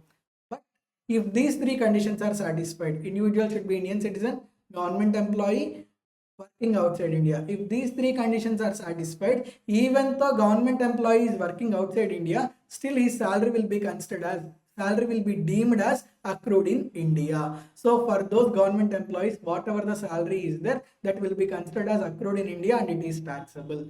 The thing is, only salary is taxable if any allowances or perquisites received by those government employees, those allowances and perquisites are not taxable. They are completely exempt, and that exemption is available under both the tax rates. Next, some of the allowances are exempt up to the amount specified in the act. That means what? In act already certain amount is specified. To that extent only that allowance is exempt, balance it is taxable. For example, education allowance is there. Employee receiving 500 rupees education allowance. Now out of 500 rupees, 100 rupees is exempt for each children up to a maximum of 2 children. So this 100 rupees is already specified in the act. So whatever the amount that is already specified in the act, to that extent exemption is available and balance it is taxable. Are you able to understand?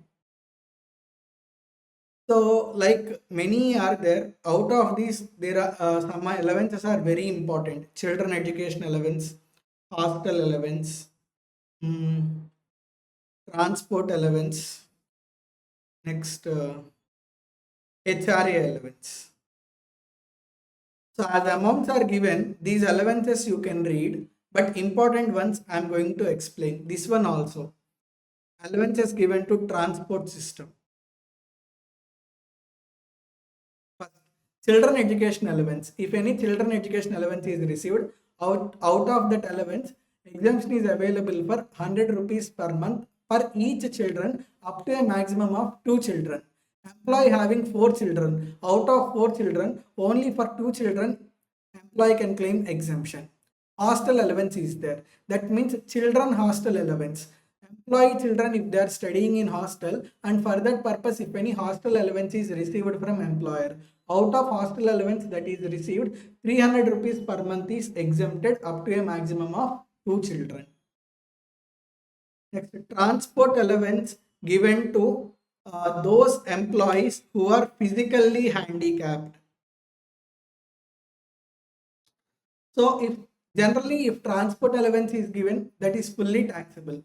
But if transport allowance is given to physically handicapped employees, then physically handicapped employees can claim exemption of 3,200 rupees per month under both tax rates. Are you able to understand? Transport allowance exemption of 3,200 for physically handicapped employees is available both under default tax rates as well as under optional tax rates. See, allowance granted to employee working in a transport system, that means transport company employees. This in shortcut called as running allowance. So if any running allowance is given to transport company employees, lorry driver is there. Okay, he is an employee of transport company. If he receives any running allowance, why running allowance is given? He goes from Vijayawada to Chennai, Vijayawada to Delhi, Vijayawada to Nagpur. Okay, he has to, like, Vijayawada to Delhi, he will go for 9 to 10 days because he goes very slowly at 40 kilometers per hour. Meanwhile, he has to stop at certain places and he has to eat food. He will have personal expenses. So during travel, to meet his personal expenses, running allowance will be given. Out of total running allowance that is received, 70% of the allowance or 10,000 per month, whichever is lower, is allowed as exemption. Are you able to understand? So running allowance received by transport company employee. Out of total running allowance received, how much is exempt? 70% of the allowance or 10,000 per month, whichever is lower. Please remember 1 to 13 till here, whatever the allowances are there, for these allowances, exemption is available only under optional tax rates. For 14th one, exemption is available both under default tax rates as well as under optional tax rates. House rent allowance, very important. Quite often it is being asked in the examination. So listen very carefully. I have also explained one problem for your better understanding. Generally, to compensate house rent, allowance is given by the employer. That allowance we call as house rent allowance. If any house rent allowance is received, it is not fully taxable. From that, exemption is allowed. If employee is living in Delhi, Mumbai, Kolkata, Chennai, then separate calculation is there. If employee is living in other cities, then separate calculation is there. If employee is living in Mumbai, Delhi, Kolkata, Chennai, then actual HRA received or rent paid minus 10% of the salary or 50% of the salary, whichever is lower, will be allowed as exemption. Exemption is allowed in 3 steps. When if employee is living in Mumbai, Delhi, Kolkata, Chennai, what are 3 steps? Actual HRA received, rent paid minus 10% of salary or 50% of the salary. Out of these 3, whichever is lower is allowed as exemption. If employee is living in other cities, then actual HRA received, rent paid minus 10% of salary or 40% of the salary, whichever is lower. That means the change is 40% for other cities and 50% for Delhi, Mumbai, Kolkata. And for this purpose, we are using salary, right? Salary definition is basic plus DA forms part of retirement benefits plus commission as a percentage of turnover. Employee living in his own house and is receiving HRA, fully taxable. Only if employee pays rent, then only HRA exemption is available. If employee do not pay rent, HRA exemption is not available. Next, HRA allowance is given for only 4 months. You have to take only 4 months salary, and on that 4 months salary, you have to apply 10%. Are you able to understand? So relevant period means only for the period for which HRA allowance is given. Question. Mr. Rajkumar has the following receipts from his employer. Basic pay 40k per month, dearness allowance 6k per month, commission 50,000 per annum, motor car for personal use, expenses met by employer 1500 per month, house rent allowance received 15,000 per month. Find out amount of HRA exempt in the hands of Mr. Rajkumar, assuming that he paid a rent of 16,000 per month. So how much is the rent that he paid? 16,000 per month. Important point, HRA benefit is available only if SSE is paying taxes under optional tax rates. If SSE is paying taxes under default tax rates, HRA exemption is not available. Okay. Now, shall we calculate what is the formula? First, how much is HRA received? HRA received is 15,000 per month, right? So 15,000 into 12 months, how much? 1,80,000. Exemption is allowed in how many steps? Exemption is allowed in 3 steps. Step 1, actual HRA received. How much is actual HRA received? 1.8 lakh. Step 2, rent paid minus 10% of salary. How much is the rent that is paid by him? 16,000, right? So 16,000 into 12 months minus 10% of salary. So salary for this purpose is basic, DA, commission as a percentage of turnover. See, commission as a percentage of turnover is to be considered. This is general commission. General commission should not be considered. Okay. So basic 40, dearness allowance 6,000. So 46,000 into 12 months into 10%. How much? 16,000 into 12, 1,92,000 minus 46,000 into 12 months into 10%. How much? 55,200. 1,36,800. Step 2 is 1,36,800. Step 3, 50% of salary. Wait. Where is he living? Kanpur. He is living in Kanpur. So Kanpur means other than Delhi, Mumbai, Kolkata, Chennai. You have to consider only 40% of salary. So 46,000 into 12 months into 40%.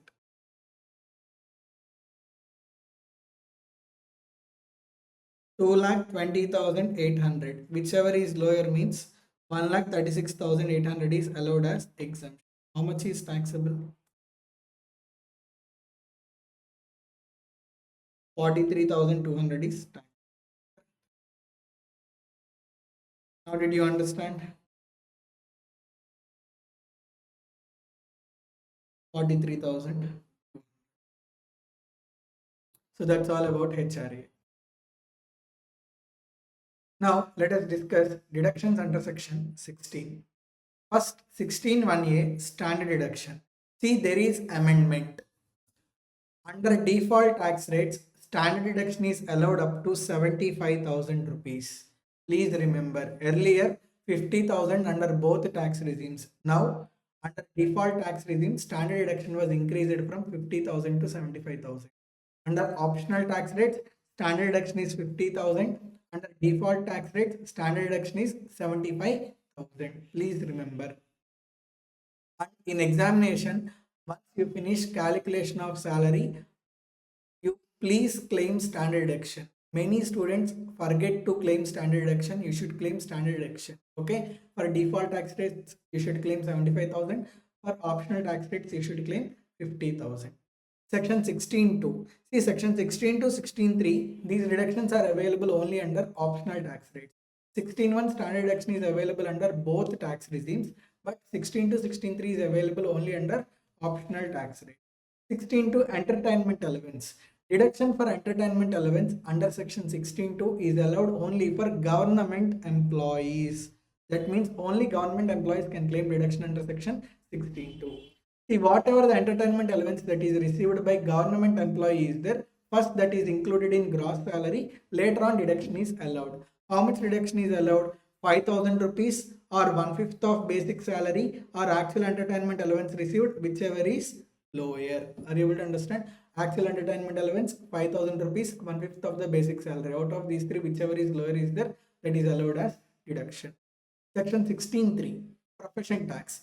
Even profession tax is also allowed as deduction only under optional tax rate. See, I am getting 1 lakh rupees salary. Out of 1 lakh rupees salary, Infosys deducted 200 rupees profession tax. Infosys paid only 99,800 to me. Now, in my calculation, in gross salary, I will show 1 lakh rupees. Under section 16(3), I will claim deduction of 200. So thereby my net salary will be 99,800. Are you able to understand? So whenever employer deducts the professional tax and employer pays profession tax to the government, consider total salary in calculation of gross salary. From that, whatever the profession tax that is deducted is there, claim as deduction under section 16(3), and net salary will be gross salary minus profession tax. Infosys paid total 1 lakh rupees to me. I myself paid 200 rupees profession tax to the government. In this case, gross salary will be 1 lakh rupees, profession tax 200 rupees is allowed as deduction under section 16(3), and 99,800 is taxable. Please understand, whether profession tax is paid by employer or paid by employee, it is allowed as deduction under section 16(3). But if profession tax is paid by employer, that is considered in gross salary. See here, actually my received salary is 99,800. In hand, I received only 99,800. Even though I received 99,800, additional 200 is also taxable. Additional 200 is also taxable. Why additional 200 is also taxable? When calculating gross salary, whatever the profession tax paid by employer is there, that is also included in gross salary, and later on deduction is allowed under section 16(3). Are you able to understand? So if profession tax is paid by employer, first include in gross salary, then eligible for deduction. Is it clear? Next, tax treatment for profession tax paid by employee. If employee is paying profession tax, don't include in gross salary, straight away claim deduction under section 16(3), 200 rupees. Are you able to understand? Profession tax paid by employer, first include in gross salary, later on deduction allowed under section 16. Profession tax paid by employee, don't include in gross salary, claim deduction under section 16. Is it clear? Next, profits in lieu of salary.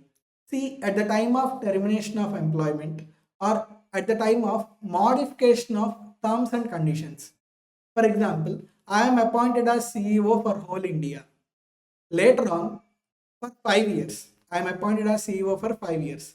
After 3 years, I was reappointed as CEO only for South India. Earlier, my scope is for whole India, but now my scope was reduced to South India. There was change in terms and conditions, right? Initial agreement was for 5 years.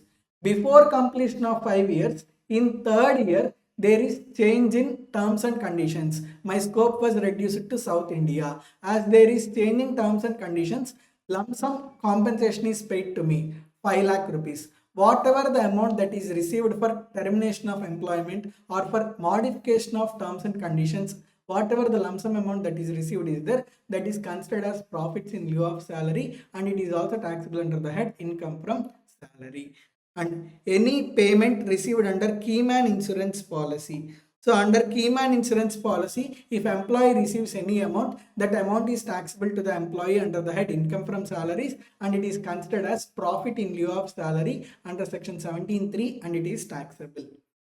Next, see, when we are discussing Provident Fund, welfare contributions, from recognized Provident Fund, if employer contribution is withdrawn and interest on employer contribution is withdrawn, that is taxable under the head salaries, right? Employer contribution withdrawn, interest on employer contribution, that is taxable under the head salaries. Even this is also considered as profit in lieu of salary. Are you able to understand? So employer contribution, interest on employer contribution withdrawn from recognized Provident Fund is also considered as profit in lieu of salary, and it is taxable under the head salaries only. Before joining employment, after cessation of employment. If you remember at the beginning of salaries, I told you, even before joining the employment, from future employer, if any benefit is received, that is taxable under the head salaries, that is considered as profit in lieu of salary. So before joining the employment or after coming out of the employment, if any lump sum amount is received from employer, that lump sum amount we call as profit in lieu of salary, and it is also taxable under the head. As you have listened class till now very patiently, I have one benefit for you. Many students are asking me, sir, there are many salary definitions. For rent-free accommodation, one salary definition is there. For leave encashment, one salary definition is there. For Provident Fund, one salary definition is there. So many salary definitions are there, sir. We are getting confused. So for all of you, I have simplified salary definition. Okay, there are only 3 salary definitions. 1, 2, and 3. For rent-free accommodation, separate salary definition is there. For non-government employee covered under Payment of Gratuity Act. Do you remember retirement benefits?